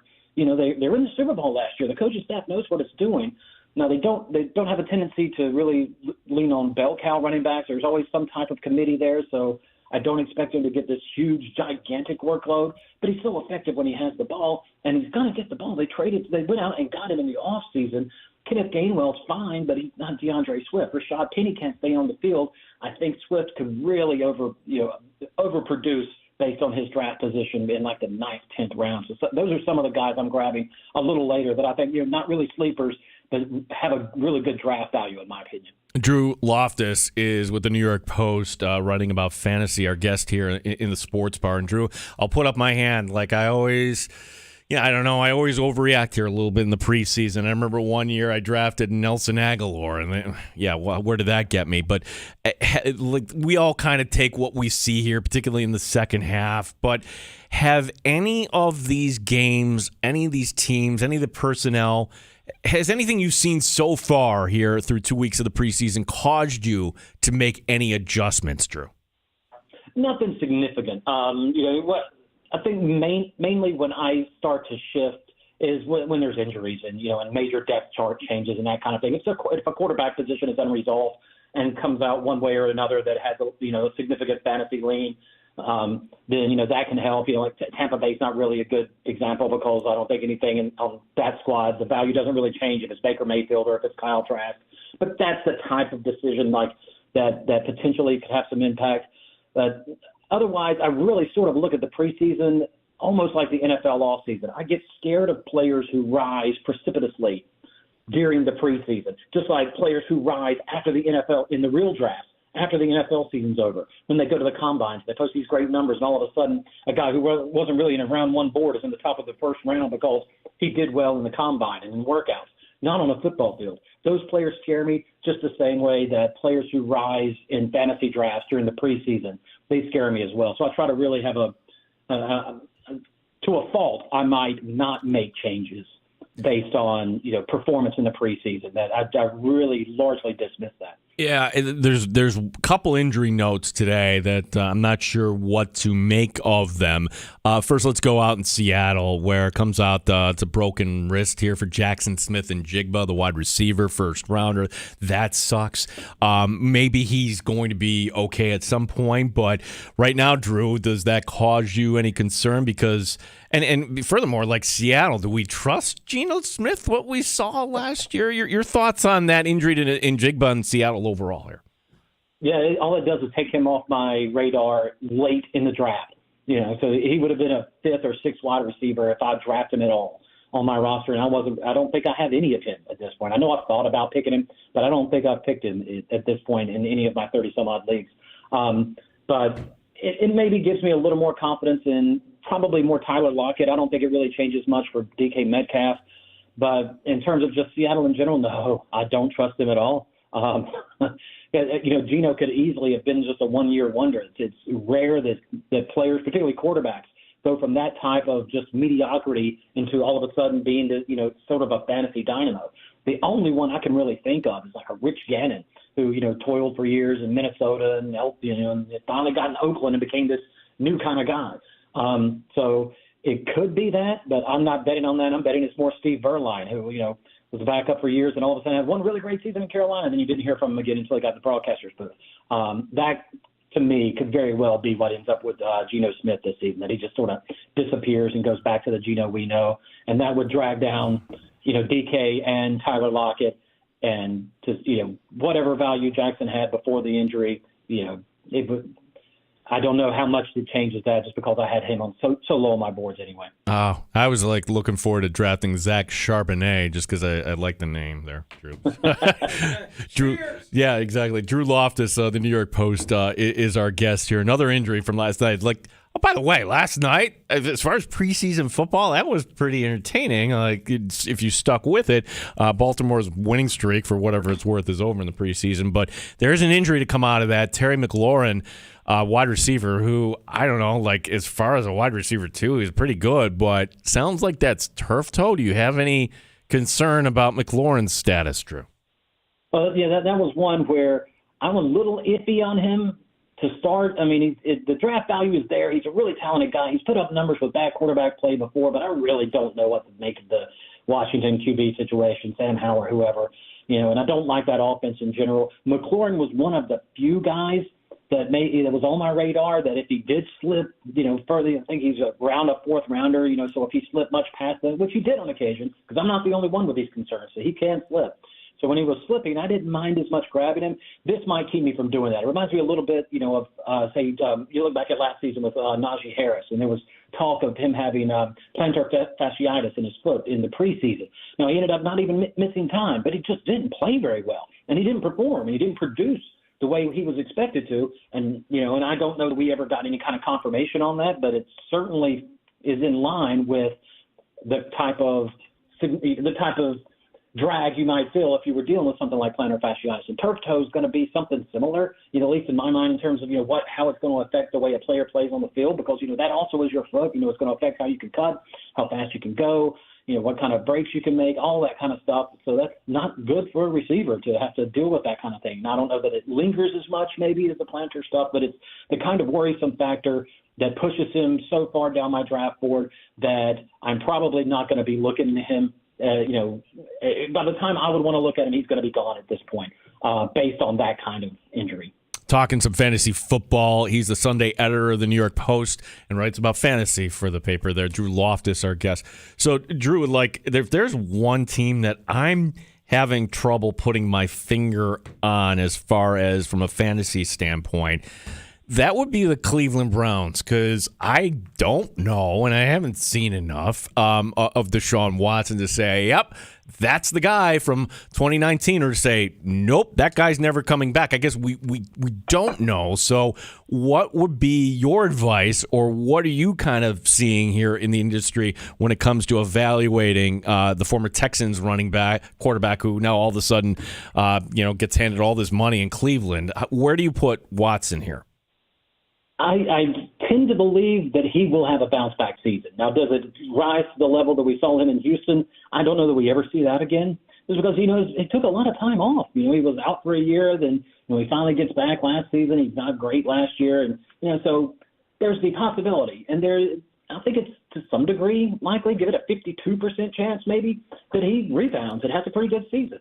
Now, in terms of what to do with him in the fantasy draft, he's going around the same time as Trevor Lawrence is. And I'm really high on the Jags. They're a pretty good team, and they're in a terrible division. They get to play against the NFC South, which is also a terrible division. So they should be able to rack up some wins, rack up points. You're going to score when you're winning games. And so I really like the Jags. So if I'm picking between Trevor and Deshaun Watson in round 7 of a draft for my top quarterback, I'm definitely going Trevor. I think that's much more stable. I think the upside is better, and I just like that situation. It's safer. There's a higher floor. Now, Deshaun could play up to the same level as Trevor. It's possible, but yeah, I don't. If it were a couple of rounds later, I might be willing to make that gamble. But considering they have the same draft value, I'm always going to go Trevor Lawrence in that situation. I do think that Deshaun's going to do well enough that I'm pretty confident taking Amari Cooper in about the 4th, 5th round as he's slipping down a little bit. So I'm more risking it on that end than I am with Deshaun himself. There's another player that we'd all love to get your advice on here. And when you're drafting the first round, you need to hit. You need to get the points. If you're drafting the second round, you need to get to the points. And where do you get to be, okay, this is too much risk. I'm going to let somebody else take Jonathan Taylor here? Because to me, Drew, like contract aside, the fact that he hasn't been out there yet, I have my questions that when he does get out, what are we getting here? So your advice when it comes to the disgruntled Colts running back who, okay, last 24 hours, the Colts have said, yeah, okay, you want to go trade? Well, go see what's out there, Jonathan. He is slipping far enough where I am the guy. I am the one. That guy took him. Yeah, that was me. I took him. So yeah, if I'm late second, early third, and Jonathan Taylor's still around, man, I have a hard time passing that up. Remember, we're just two seasons removed. He was clear in a way the top fantasy running back. He was the consensus number one overall pick going into last year's draft based on that season. I don't think that player is that much different today than he was then. I think the team around him has changed some, but great running backs can still put up really good numbers on bad football teams. So even if he stays in Indy, I think he can still produce. We see what's happened with running backs in the free agent market. They've got to go out on the field and they got to play and they got to produce if they want to scrape for whatever's measly millions that they can get comparative to the other positions. So, and I think there's going to be some residual anger in those situations. So when he gets on the field, he's going to be itching to knock some heads and gain some yards and put up some stuff. So I'm a little bullish on Jonathan Taylor at this point, particularly compared to the rest of the fantasy draft pool. I'm the one that's jumping up and picking him when he starts to slip now. Now that doesn't mean I'm going to get him in the first round. Now, I want to make that clear. It's still, I'm talking late second round. When I get to the point where he's still on the board and I otherwise would draft Travis Etienne, I'm going to go ahead and draft Jonathan Taylor at that point. Yeah. Are you buying the hype about Richardson, particularly if you're in a super flex league, the 2-quarterback league? Is this somebody that is just going to get garbage yards with his legs, so to speak? Or is this just, like you said, like, hey, it's rising stock and I don't put too much into it? Yeah, he's a guy that if he creeps up too much, I'm out. But if I'm in a super flex, I don't want him as one of my two. I want him as my third. If I'm in a super, I play a couple of super flexes. Those are my favorite leagues, that exist. The one league I commission is a super flex league, so I'm into these. And I am not adverse to picking quarterbacks with my first two picks. I will do that sometimes based on if the right ones are there. So I'm not going to do that and grab Anthony Richardson. So Anthony Richardson would be my third quarterback that I get well deep into the draft after I've caught back up to the other positions. And in a redraft league, sometimes I'll take two, particularly if I'm taking quarterbacks a little later in the draft. If I'm waiting to take Trevor and Deshaun Trevor is about the last one I'll take and then not get a backup. The rest of them, if I get deeper than that, if I'm Kirk Cousins, I'm going to want somebody behind him just in case I don't trust him enough.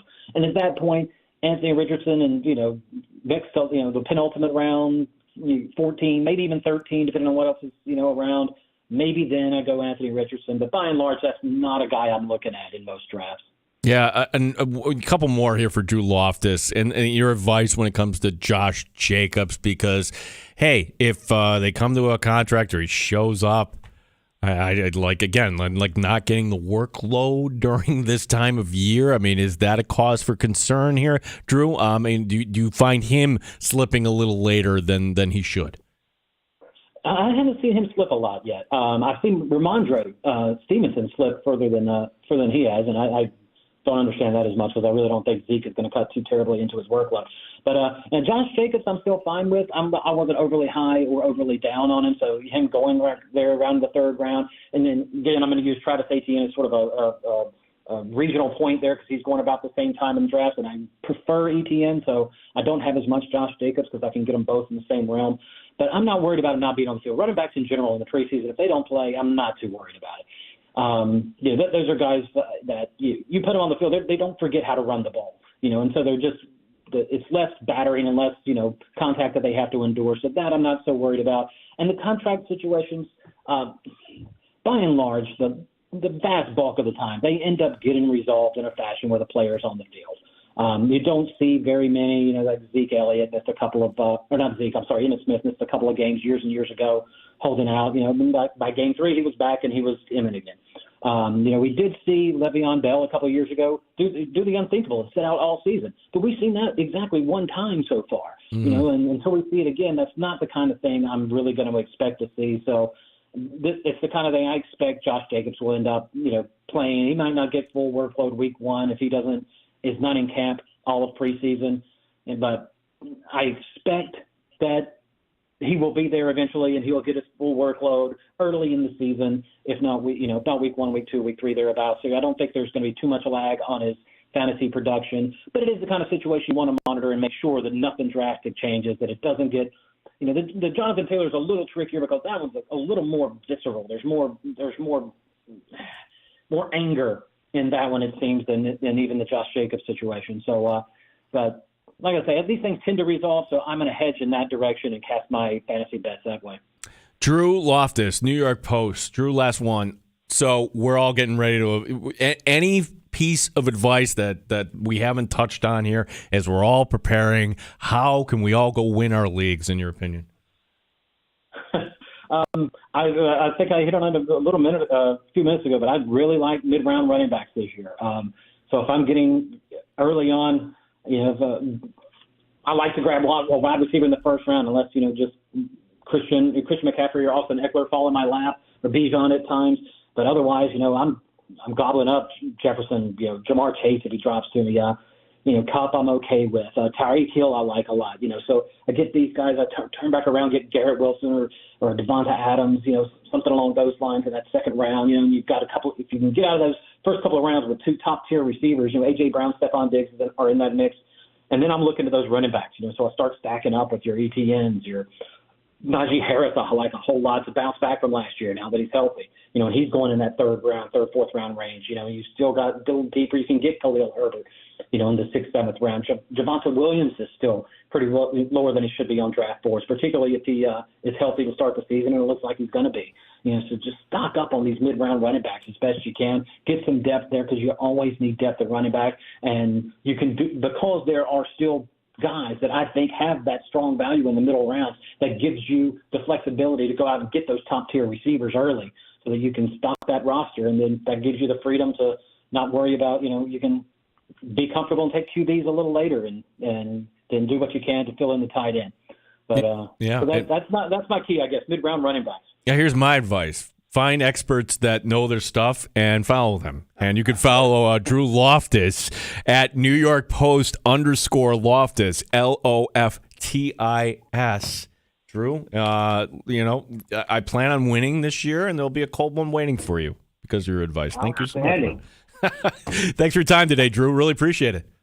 Absolutely. Enjoyed it. Thanks, guys. Thanks, Drew. Drew Loftus, New York Post, who you can follow, and certainly he has his fantasy advice columns up there.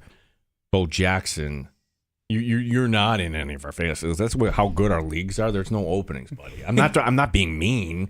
Like Dan DeLorean isn't in our leagues. I'm not in any of the leagues. Sorry, so I know. A little scared, blocking me out. I see how this is.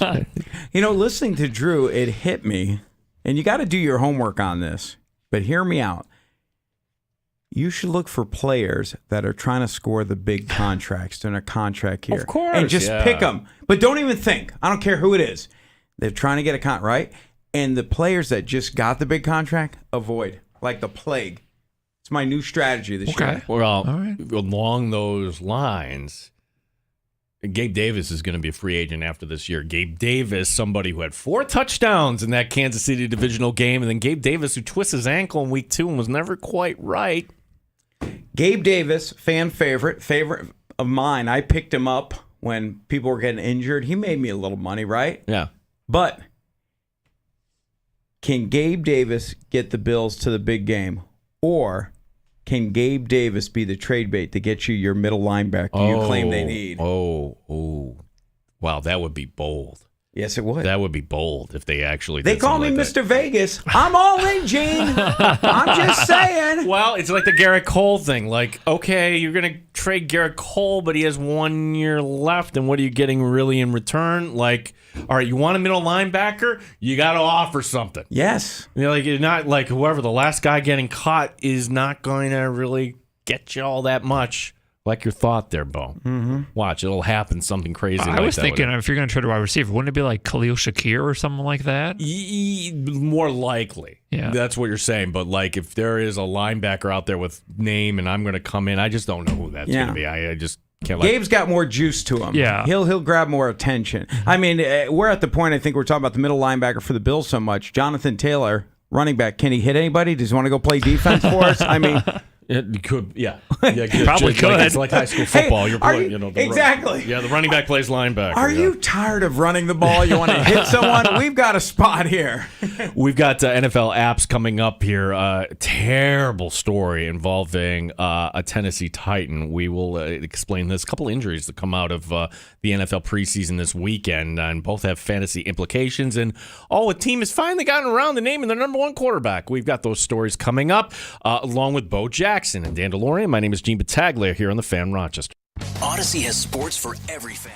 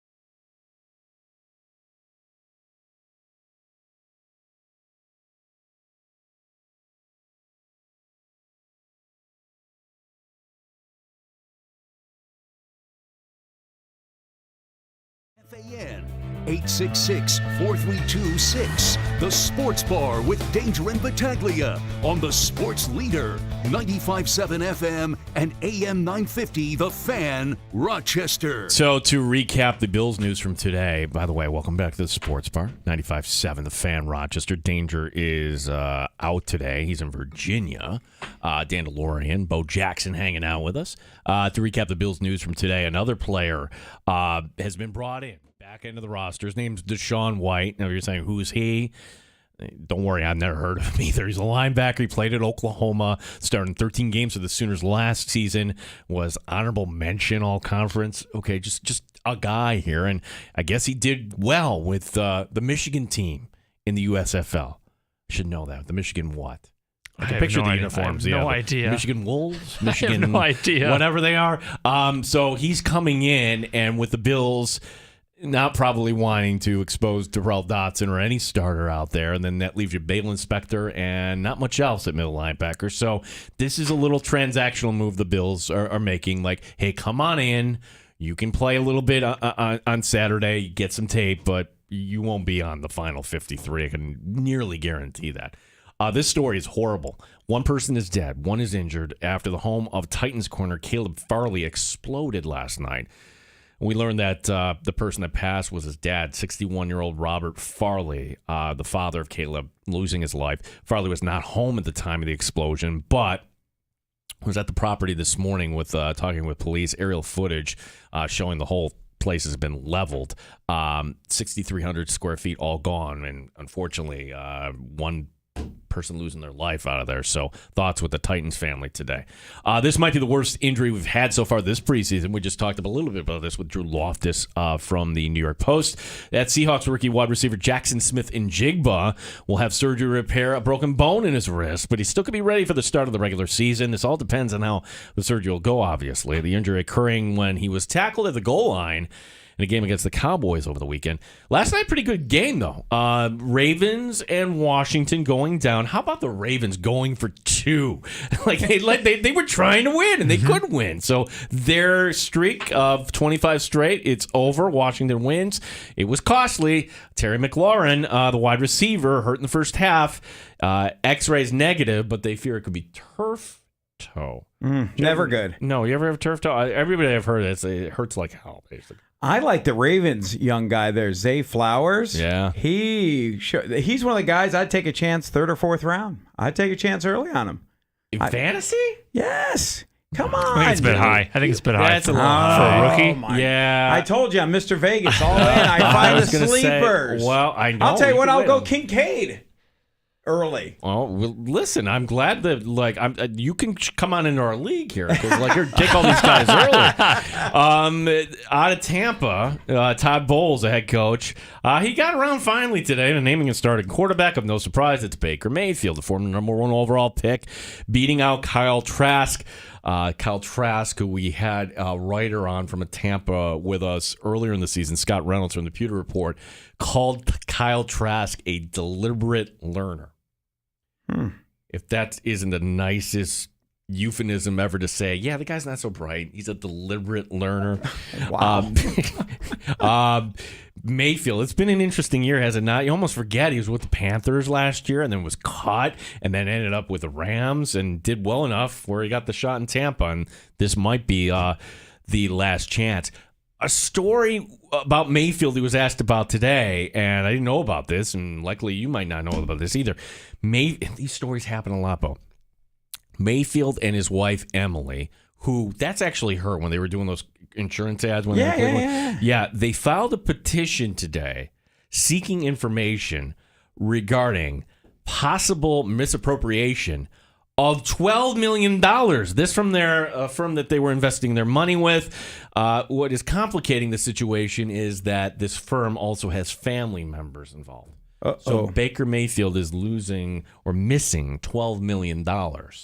You got some splaining to do. Yeah.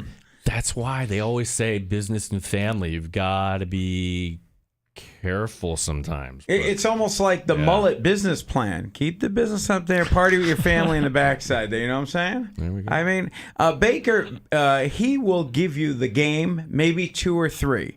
and you got him on fantasy, and here comes the points, and you're celebrating, I'm going to win, and then he just goes back to normal. It's a cycle. He gets hot and then cold. I felt bad for him when they were courting Deshaun Watson because that was the Browns who knows, if Mayfield was healthy, they were very close to getting by there against the Chiefs, and they couldn't do it. And, thanks very much, Baker. We're moving on. Right. We're going to upgrade. So, the way the Browns handled that, but this is likely probably the last starting, job that Baker Mayfield will have a shot at least in the foreseeable future. We got time for your calls, 866-4FAN, 866-4326. You've got a radical idea with the Bills that you kind of brought up. I want to dive into it on the other side here we still don't have a solution here for middle linebackers, so let's get crazy here. We also welcome your comments on the website, formerly known as Twitter, now known as X, our handle at The Fan Rochester. This is the Sports Bar here on The Fan Rochester. This receiver trio.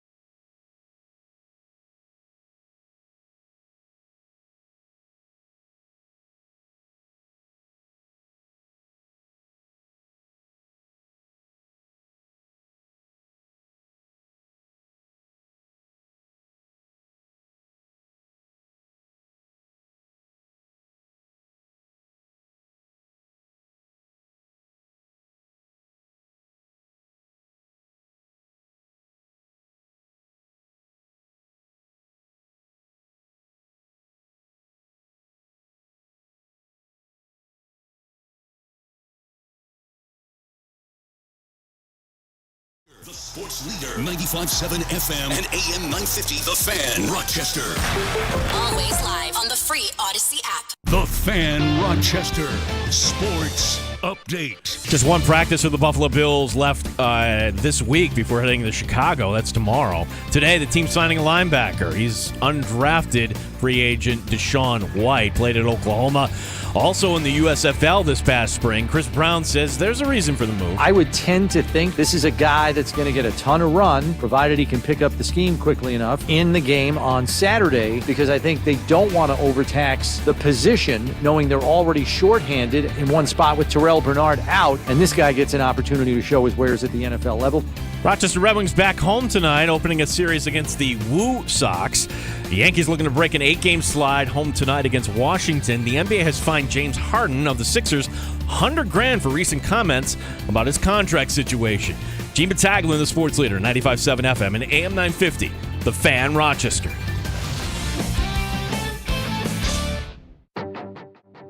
The Sports Bar with Danger and Battaglia. Football season's almost here.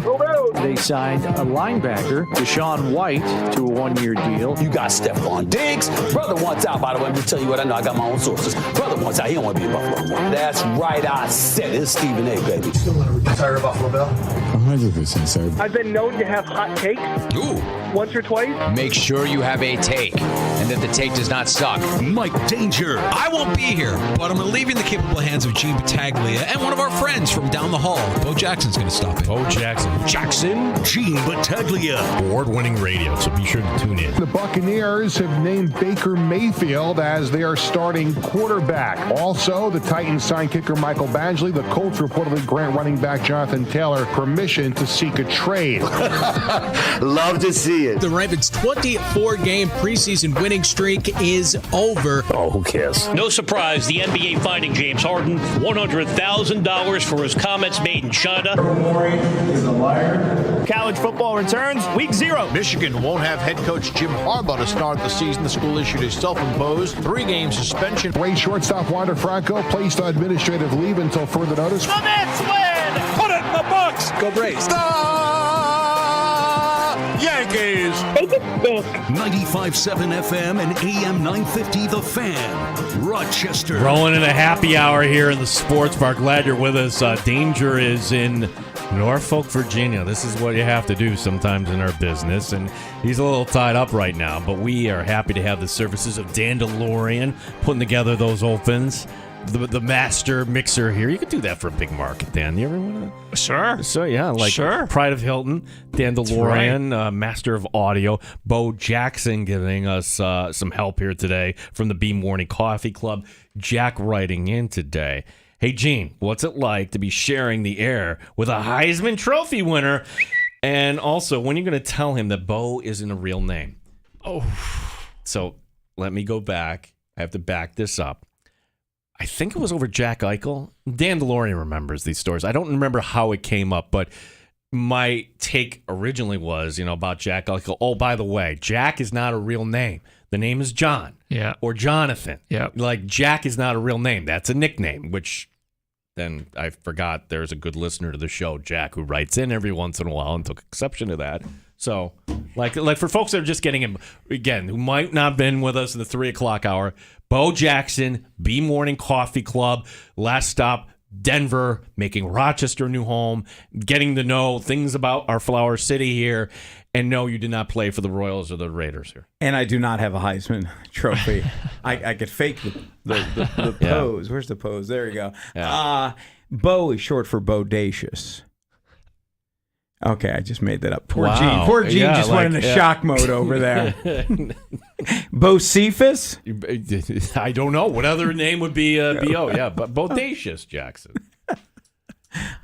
My wife just texted and said, stop. There you go. She just said Stop. that. Yeah. Stop. Oh, you have like your own executive producer who gives you ideas for the show and everything, keeps you in line. And everything. Something like that, yeah. Yeah. She's a big sports fan. Pitched for Wichita State, and this is a true story. How long have you been married? 24 years coming up on. I'll be 23 in December. All right. A friend of mine who was older and was already married is my best friend. He's like, you know what? If you really like her and think she's the one, go on a vacation with her. Go on a vacation And if you're not looking at other girls, you're not thinking about other girls, there's potential there. So we went down to Cancun. All right, so how long are you dating at that point? Only a year. Only a year, okay. Went on a vacation, and we did the parasailing, and did the snorkeling, going up and down the pyramids, many cocktails by the pool. Thinking this is great. She might be the one. Last night, there was some romance going on. And in the heat of the moment, she stopped me and said, "Oh, my goodness, you got to see this one-handed touchdown catch." I said, "You just stopped me for a football highlight?" I said, "You want to get married?" She goes, "I really hope the proposal's better than that." I'm like, "Yeah, I'll work on a ring later, but I think you're the one." Now, I am 100% true story. Wow, that was a true story with a lot of detail, was it not there, ladies and gentlemen? Bo Jackson, who now B Morning Coffee Club, which I say that's like that's the gold standard of radio here in Rochester, that show here. That's like how many, when it comes to number of listeners and how many, people you have engaged with that show. How is it going so far for you, buddy? It's going great. 92.5, Terry, TJ, we're laughing. We're having fun, and the listeners are having fun with us, and we're in the community so much. I just love it. I mean, I'm eating good. I'm taking hikes, following the Red Wings. I mean, it's a win-win for me so far. So thank you. And Bills, how long is it going to take you to say, no, not Giants, not Denver, nothing like that? I'm going to come over because I see all the joy it brings to everybody here in Rochester when the Bills win. How long is it going to take to have you come on over? It could be just one tailgating fun time. So I'm looking for invites. I'm inviting myself. Do you throw the best Bills Mafia party? I want to be there tailgating with you.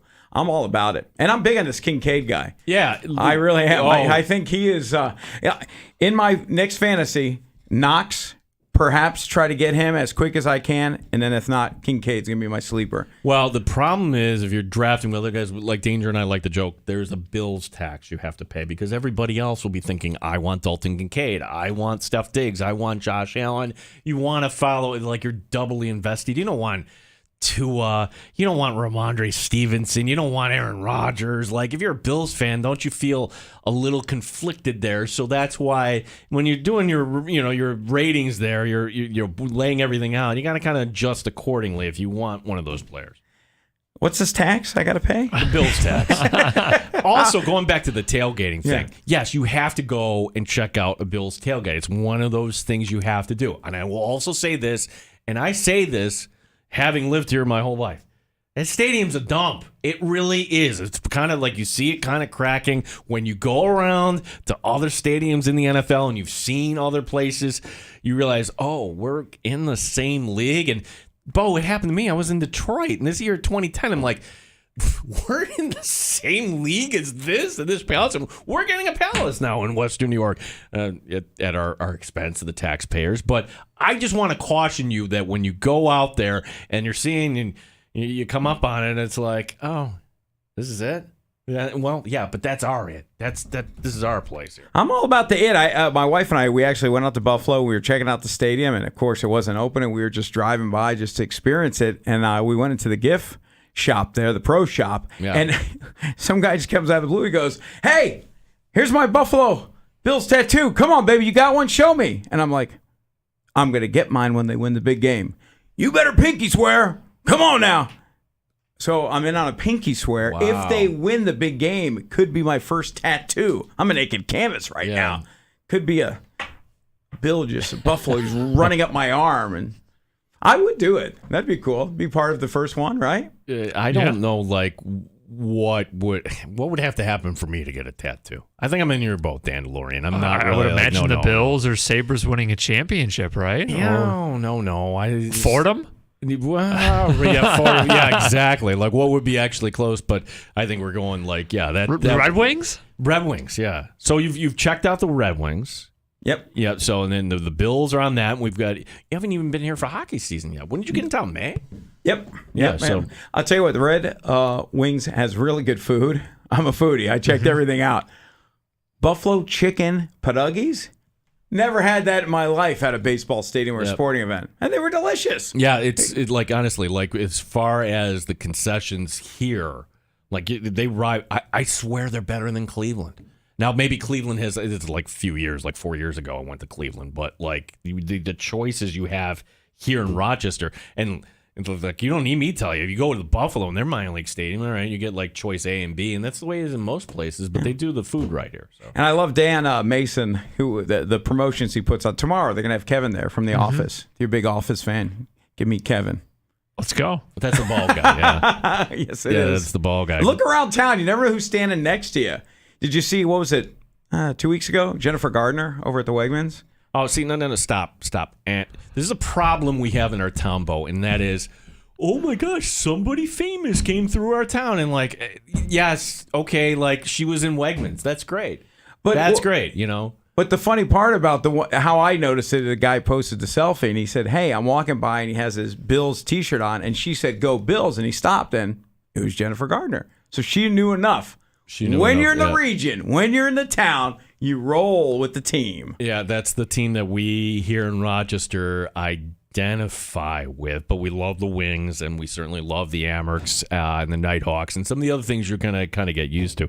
Tease this going in before the break, because I think one thing you've kind of figured out here about the Bills, bringing you up to speed, there really isn't a middle linebacker on this team. So to recap the news from today, the Bills signing somebody named Deshaun White. I never heard of him before today. He played at Oklahoma last year, was not drafted. No team brought him into camp. Was in the USFL. Okay, the Michigan Panthers is the name of the team I couldn't come up with earlier. Good. I didn't learn my USFL football. And Brownie, as you heard in the update, if you were with us earlier, like said, basically, look, he's just here like he's going to play in this game, and that'll be that, like saving the starters. But it just kind of brings me to this is not the solution. This is just kind of like, this is what we're doing this week. Bo, you had an idea. Like, people talk about, well, trade a surplus defensive lineman, trade. You're saying, like, trade Gabe Davis? He's helped me in fantasy. He's a fan favorite, but that's something juicy that other teams would go, hold up, wait a minute. Really? He's on the block? I'm just saying he could get us more than some other names. Can Gabe Davis guarantee get us to the big game, or is that middle linebacker? We got to secure the middle there. We need the defense to help us get to the big. That's, potatoes. What's the better choice to help us get to the big game? Well, I would say, and we talked to Matt Perino, Syracuse Post-Standard, and this is what he said. Like, you have draft capital next year. Would you give up a third-round pick? Would you give up a second round? I don't think I'm giving up a first-round pick, but again, what would that be? What would be that player? And if it's ever a player like right at the end, and one guy I always thought would be right at the end, he is great for Tampa Bay, Levante David. I'm not giving up a mid-round pick for Levante David, a player that at age 33, I don't know what he's got left in the tank, but will there be a veteran like that, all right, can you bring him in? Can they be smart? Can they give you something in this defense right away? Bo, the receiver, a lot of people would say, no, you're not trading Gabe Davis, but what about Khalil Shakir? Shakir is somebody, we talked to him at camp, has upside, is cheap. You have him under control for another 2 years. Beyond this year, and that some rebuilding team might say, yeah, that gives us a little bit of a runway here, where Gabe Davis is a free agent after this year, maybe Shakir. I'd be open to trading Khalil Shakir for either A, a middle linebacker, or B, and we talked about this with Matt, they don't have any backup tackle on this team right now. With Tommy Doyle going on IR, with Brandon Shell retiring, David Cassenberry, do you really trust him? And they have two other street guys, Vandermark and Garage, that, by street guys, I mean they weren't drafted and you're bringing them in, and like they're developmental. Like, no, that's maybe someday, but it's not right now. I'd be open to kind of, but again, who would be that person out there? Wish you were here next Tuesday. Listen to our show next Tuesday, I will. because Sure. 1,100 players are going to be on the waiver wire. First time the NFL has done this, just one cut down. Everybody out on the street all at once, and it's just going to be just a giant lag grab, and we're just going to be reacting in real time. It's going to feel like NFL free agency the way it's going to be created. It's going to be like a garage sale. Someone's trash will be someone's treasure. Who are you going to find getting cut there just because they have to cut? Or can they hide some on the practice squad? There might be some gems there in the rough, seriously. And we need a little help. We do. So I hope management's looking. Well, I like how he's using the pronouns here, Dan. What do you think here? Like, oh, you're starting to switch here. So, like, to kind of revisit, you grew up were you a Parcells fan? Yeah. Yes, you were. Yeah. Yeah. Big tuna. Yeah. Yeah. I So think it's his birthday today, by the way. You brought that up. Wow, how'd you nail that? It is. Tuna's birthday. if I had to say, like, you were from like the same generation, like Giant fans, like, oh, Parcells, he couldn't do anything wrong. He left you. And he went to 3 other teams. He's like every other coach like that. So, but like Giant fans just love themselves some Bill Parcells. Yeah, we need help bringing that back. We really do. You got it. Well, you know what? The Jets are playing the Giants this weekend. They're saying, Aaron's going to be playing. Do you risk that as a Jets coach? Yeah, preseason. That's dumb. Honestly, like, you have 2 injuries. They're not season-ending from over the weekend. Jackson Smith and Jigba of the Seahawks, broken wrist. Okay, he's up in the air for week 1, needless to say. And then, entertaining game last night, if you stuck with that. Washington winning 29-28 over a walk-off field goal. But Terry McLaurin, who I think is, like, he's helped everybody in fantasy if you ever had him, turf toe. And you think that, I think, what could it be? Just shoot it up. No, you can't cut. You can't move. Like, see Aaron Judge. Aaron Judge missed nearly 2 months without having his toe. So, back to your point. Like, I'm giving you arguments here. Why not to play Aaron Rodgers here? But I think Aaron Rodgers is just saying, I'll play just because he knows it's Jets Giants, has a little more cachet, and spotlight will be on me. He's still got that swagger. He wants to still show he is the best of the best, the elite. And I think he's enjoying the spotlight of New York. And the question is, is he going to take him all the way? It's just a hard division there. Anybody could take you out. But did you see their first 6 games, who they're playing? Yeah. They could really be 0-6, 1-5. And are you going to, is it all Aaron's fault? That's a hard schedule right off the bat. And the most important game for Buffalo is the first one. Like, think about it. If the Bills win that, all right, you're home against the Raiders. You're not losing against the Raiders. I'm sorry. Washington should be a win. Like, you would be 3-0 heading into Miami, and I think Miami's still going to be good. Danger's like, no, they're a fraud. I'm like, they're still going to. We might find that out later in the year, but for now, I still think you got to certainly take them seriously. So, that first game for Buffalo is like the be-all, end-all, in my opinion. We have shots coming up, and the way this works is it's news of the day, and Bo, you get the comment on the news of the day here as the story from Spain, this cringy moment in the World Cup. Yeah, we have an update on this. We got some local college news here that occurred last night. And, hey, a busted quarterback. Why, it's all not bad, though, for Will Levis as he gets a new endorsement deal. We got a lot of news notes to get to. Tailgating. Bo, I know you're a big tailgater. Tailgating season's here. Make a stop to Mad Hatter's Hideaway for your tobacco needs. Voted Rochester's best once again. Mad Hatter's has over 300 varieties of cigars for you to choose from. Fire up that victory cigar. 2 locations, Culver Road in Rondequoit and 535 West Ridge Road. It's MadHattersHideaway.com. Odyssey has sports for every fan.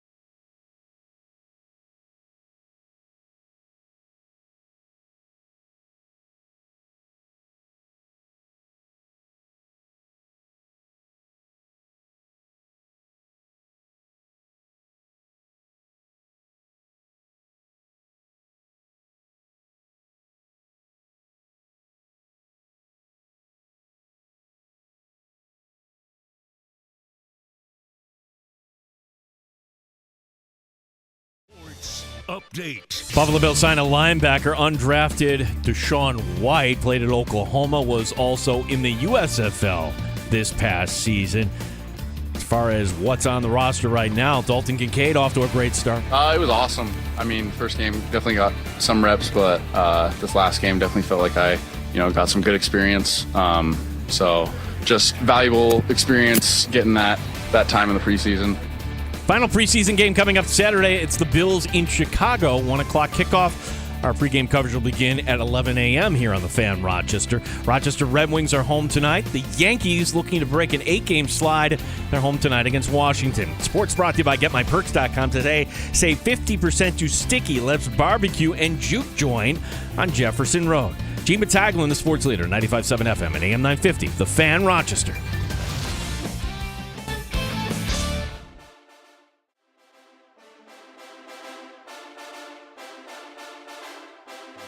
Get everything going here that we haven't gotten to. We call this shots here, Bo. Bo Jackson for the Beam Morning Coffee Club. You didn't get the nap today, though, did you, Bo? No, and I never say no to shots, so line them up. All right, so you get the theme here, shots and happy hour and everything in sports bar. James Harden today fined $100,000 by the NBA. Okay, investigation over. Per the CBA, the NBA had the right to do this. As Harden said, well, he wouldn't perform the services called for under his player contract unless he was traded to another team, and hence the fine. Harden hinted around the allegation that he had a handshake agreement with Sixers GM Daryl Morey, but publicly he has never said that at all. Is it really going to change him at all? His attitude, his performance? $100,000 to us, big money. To him, what's that number to get them to truly punish them? And I'm not a tax guy. Can he technically write that off?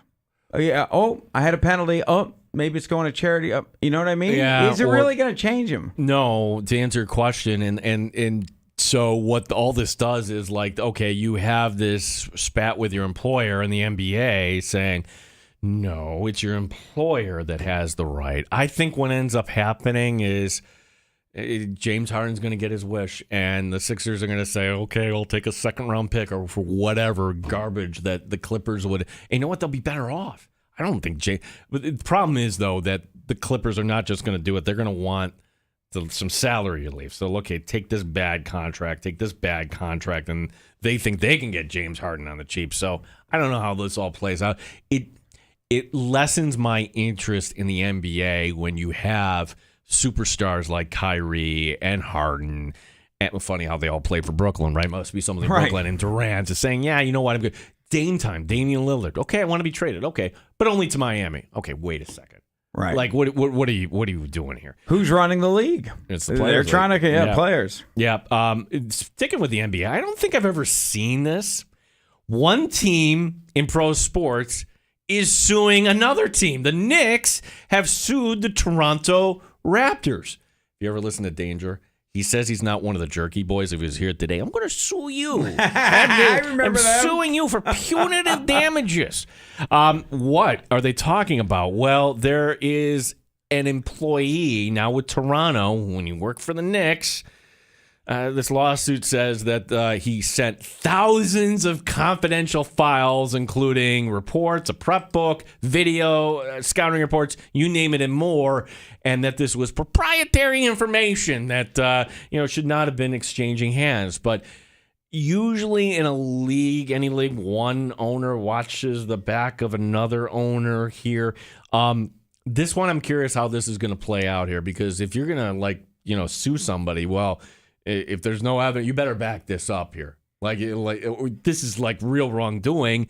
I'm just surprised that it kind of went this route, that they didn't keep this in house here. And are there really any secrets left? You could scout, you could get all the videos, everything. What did he really give up, and how was it a game changer? You know what I mean? Heck, you just watched any sports show, any talking heads, they're dissecting and moving and shaking and everything. So what did this guy really give up? Hey, they're going to pass the ball more to the center of this game. What? You know what I mean?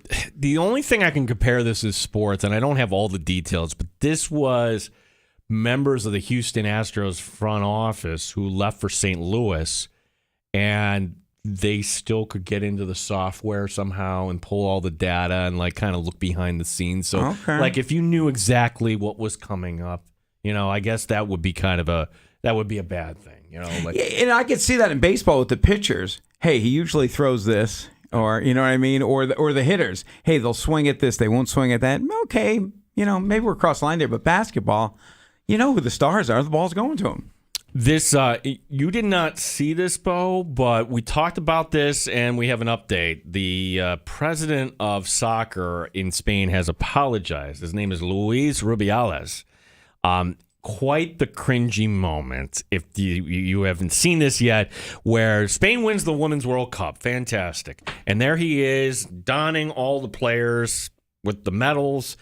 And he does that, and he went full in, hand on one ear, hand on the other, and then just like, oh my gosh, this is like not appropriate on the lips. Jenny Hermoso said, no, I was not down with that. Many have pointed out that Spain actually has a policy on sexual violence. You think they're behind the times? No, they're not. Stipulating that forced kisses are considered unacceptable conduct with immediate consequences. So far, there have been not any talk of immediate consequences if the actual president of the federation is doing this. Well, I know in Europe they go usually kiss on the cheeks. Did he just miss and went for the lips? I've seen it before. Hey, congratulations on each cheek. No. This was forcible. This was like, what the heck are we looking at here? But just to kind of say see where that story goes. A big change in local athletics is you're getting to know everybody here in town, Bo. We do not have a Division I team, but we have a lot of Division III programs. We're the proud home of St. John Fisher Athletics, and a big change for their conference, the Empire 8, as Geneseo and Brockport are leaving the SUNYAC for the Empire 8. Now, previously, the Empire 8 shunned public schools, but they saw, really, I guess, there wasn't much competition for Fisher and a little bit for NAS. So why not bring in two Rochester area colleges? And for those colleges, it cuts down on travel and makes it more of a local kind of college. The move is a big blow to the SUNYACs. Shorter travel, one of the main reasons for Brockport for doing something like this. Another Major League Baseball team, we could have teased this, making noise about moving.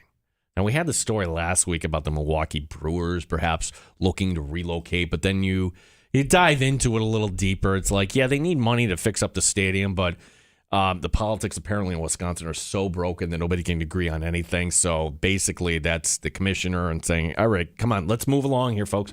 This one's a little different. Now, there is, consider the source, Crane Chicago Business. So this is who's reporting this, saying that Chicago White Sox owner Jerry Reinsdorf is considering selling, and if not, he's exploring options in regards to where the team might play. Now, the White Sox have at least a guaranteed rate field that expires in 2030. The report states that Nashville is a city that Reinsdorf would consider relocating to. Now, what's interesting about this is it's history repeating itself. Now, I'm old enough to remember the White Sox doing this when they weren't happy with old Comiskey, where they had, we're moving to Tampa. Here we go. Bye, bye, bye. Oh, here we go. In the 11th hour, they stayed in Chicago. So here we are, some 7 years ahead of time, and if I'm anybody, like, really? Nashville is a hot spot right now. They've got NFL. They've got NHL. I could see them trying for baseball. It's just booming there. If you bought years ago, you're loving because your house value went up. But I hear there's traffic issues, friends that live there. They're just not ready to keep going. But there's tons of money there, the country music, and everything. I could see investors. And most of the country music artists are all former baseball players. There's tons that had injuries and then wound up going into music. So I could see the love. I could see them attracting it. Yeah, it's what's the joke? OPM. That's what Nashville has right now. They're building that new dome for the Titans with OPM, other people's money. That's like, it's the same thing as Vegas. The football stadium went up in Vegas. Oh yeah, we'll just put a tax on. We're okay here. So I don't know, just passing that along. Like, okay, now the White Sox, we've got to add to the list of teams that aren't happy with their stadium. I have never been to Chicago, that side, but I've heard the South side is not, like the most desirable as compared to, Wrigleyville, let's say there's not much to do around, where the White Sox are located. It really isn't. I've been to it. Yeah. Wrigley's much better. There's bars around everything. The White Sox one is just kind of out there, and they're like, leave early. Yeah, just letting you know, leave early. You don't want to be here when it closes and when it's dark. And so I could see them trying to find a better location. Finally, this hasn't been a good start, sticking with the Titans here at Tennessee, Nashville. Rookie quarterback Will Levis off to a slow start, taking the second round. He's not beating out Ryan Tannehill, and by the sounds of it, he might not be the number 2 here, as Malik Willis has seen reps ahead of him, but all is not lost. Will Levis has a new endorsement deal. It was during the NFL Combine that we learned that the quarterback drinks his coffee with mayonnaise. Whoa! He puts mayo in his coffee. Well, Hellman's has just signed Levis to an endorsement deal. Levis now with a lifetime supply of mayonnaise. Does he get a little cheddar with that? A little mucho dinero? He is like, there's video online. I'm like, there was like a press conference, right? Yeah, I think I saw. I didn't watch it, but I saw the pictures and video. Listen, I don't fault any athlete for let me go make my money where I can, but who would think of that idea in the first place? Mayonnaise and coffee. I have heard of butter and coffee. Yeah. And they say it actually could be a weight loss thing. I tried it. I like butter.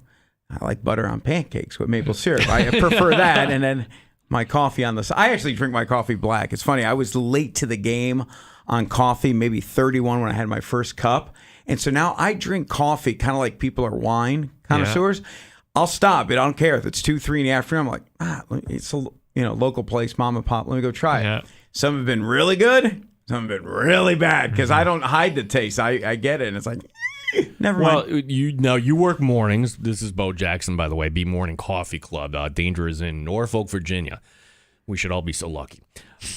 Like as far as like morning people, I've noticed like a lot of y'all don't drink coffee because it just messes up your system. Like if you need to be up, you don't want to be needing that. So you're not one of those guys. No. You were pulling it down. Okay. I'm easily a 3-cup, 4-cup guy.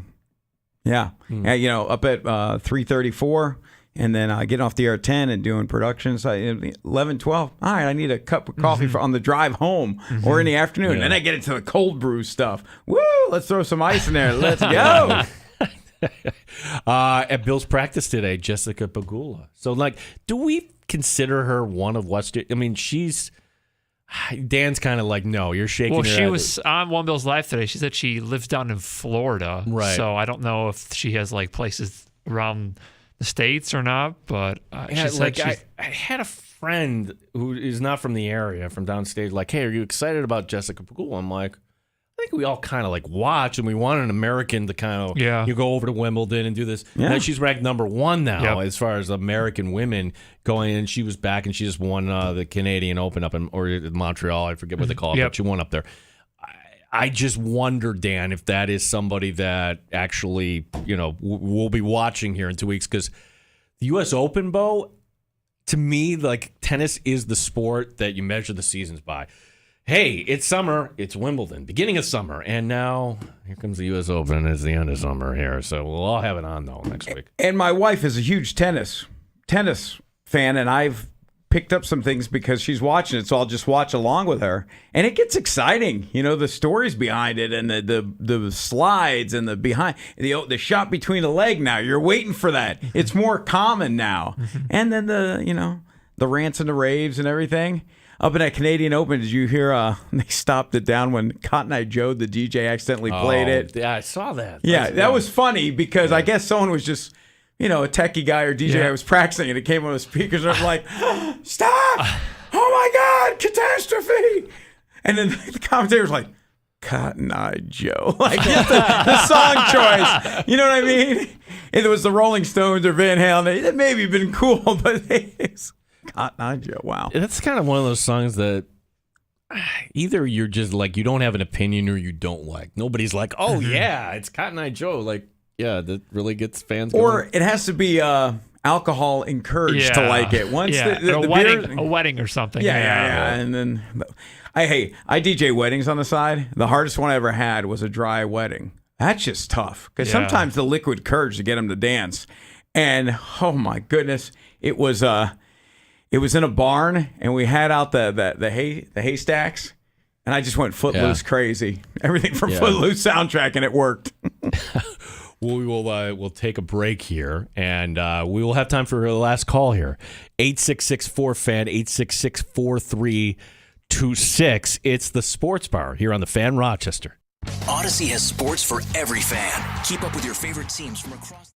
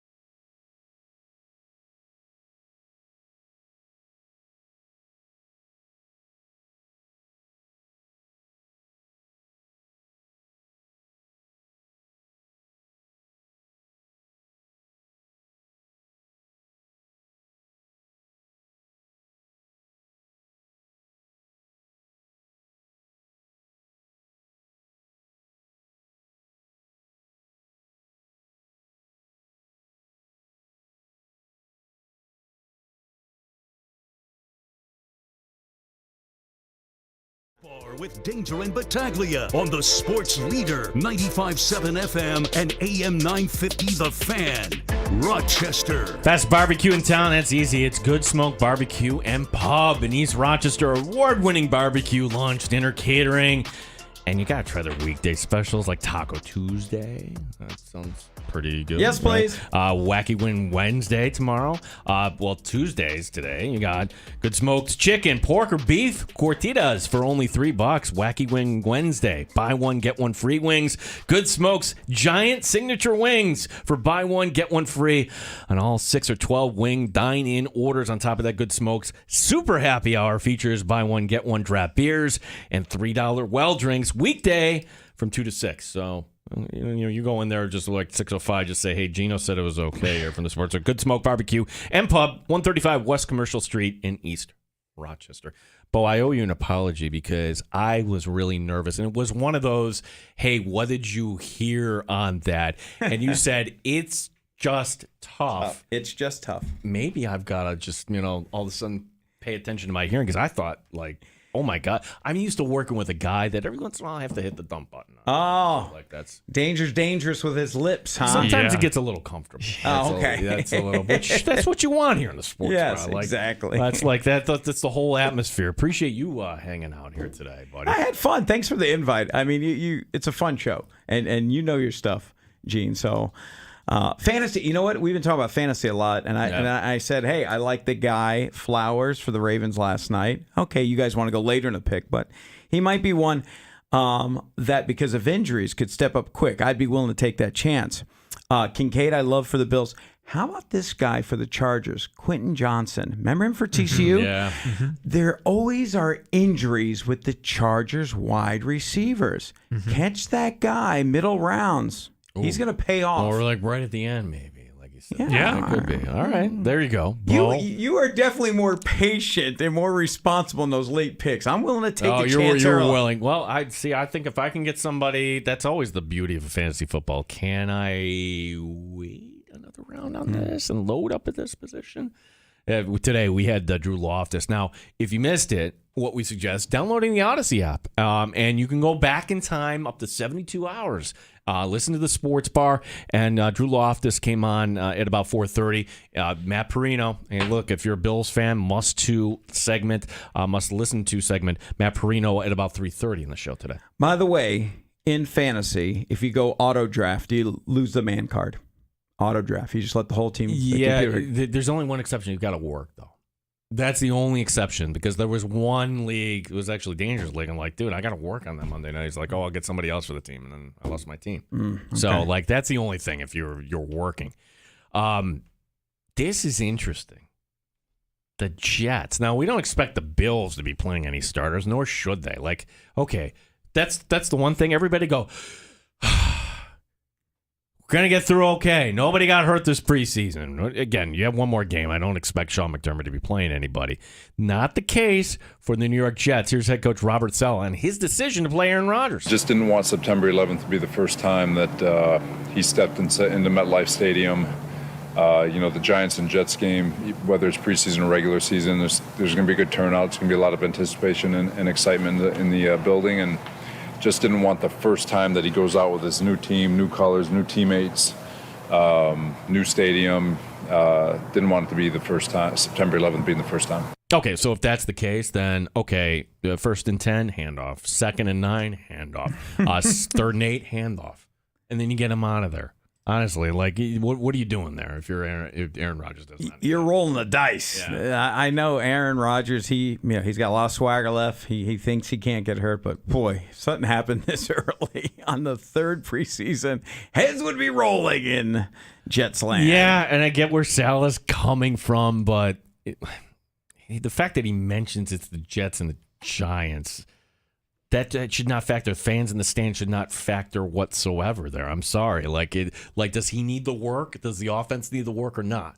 I don't think the setting is relevant to that at all, other than, we want to be the team in New York, and we're the team with the quarterback. Okay. And maybe he should have said that. Hey, we have not hit the stride we wanted to by this 3rd game. We need some more reps. We need to get the timing on.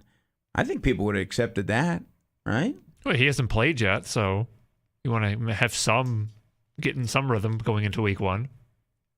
Yeah, well, Or not. I'd rather see that. Tomorrow on the show, we will be talking about. Can you believe college football is this Saturday? Notre Dame and Ireland. Woo-hoo! Yeah. PJ Glasser, he's your host of BetQL's Send It In for his normal Wednesday spot. We'll be also, like we like to do, talk Bills football tomorrow on the show with our experts as well. I think it's going to be a high-scoring game, Notre Dame and Navy.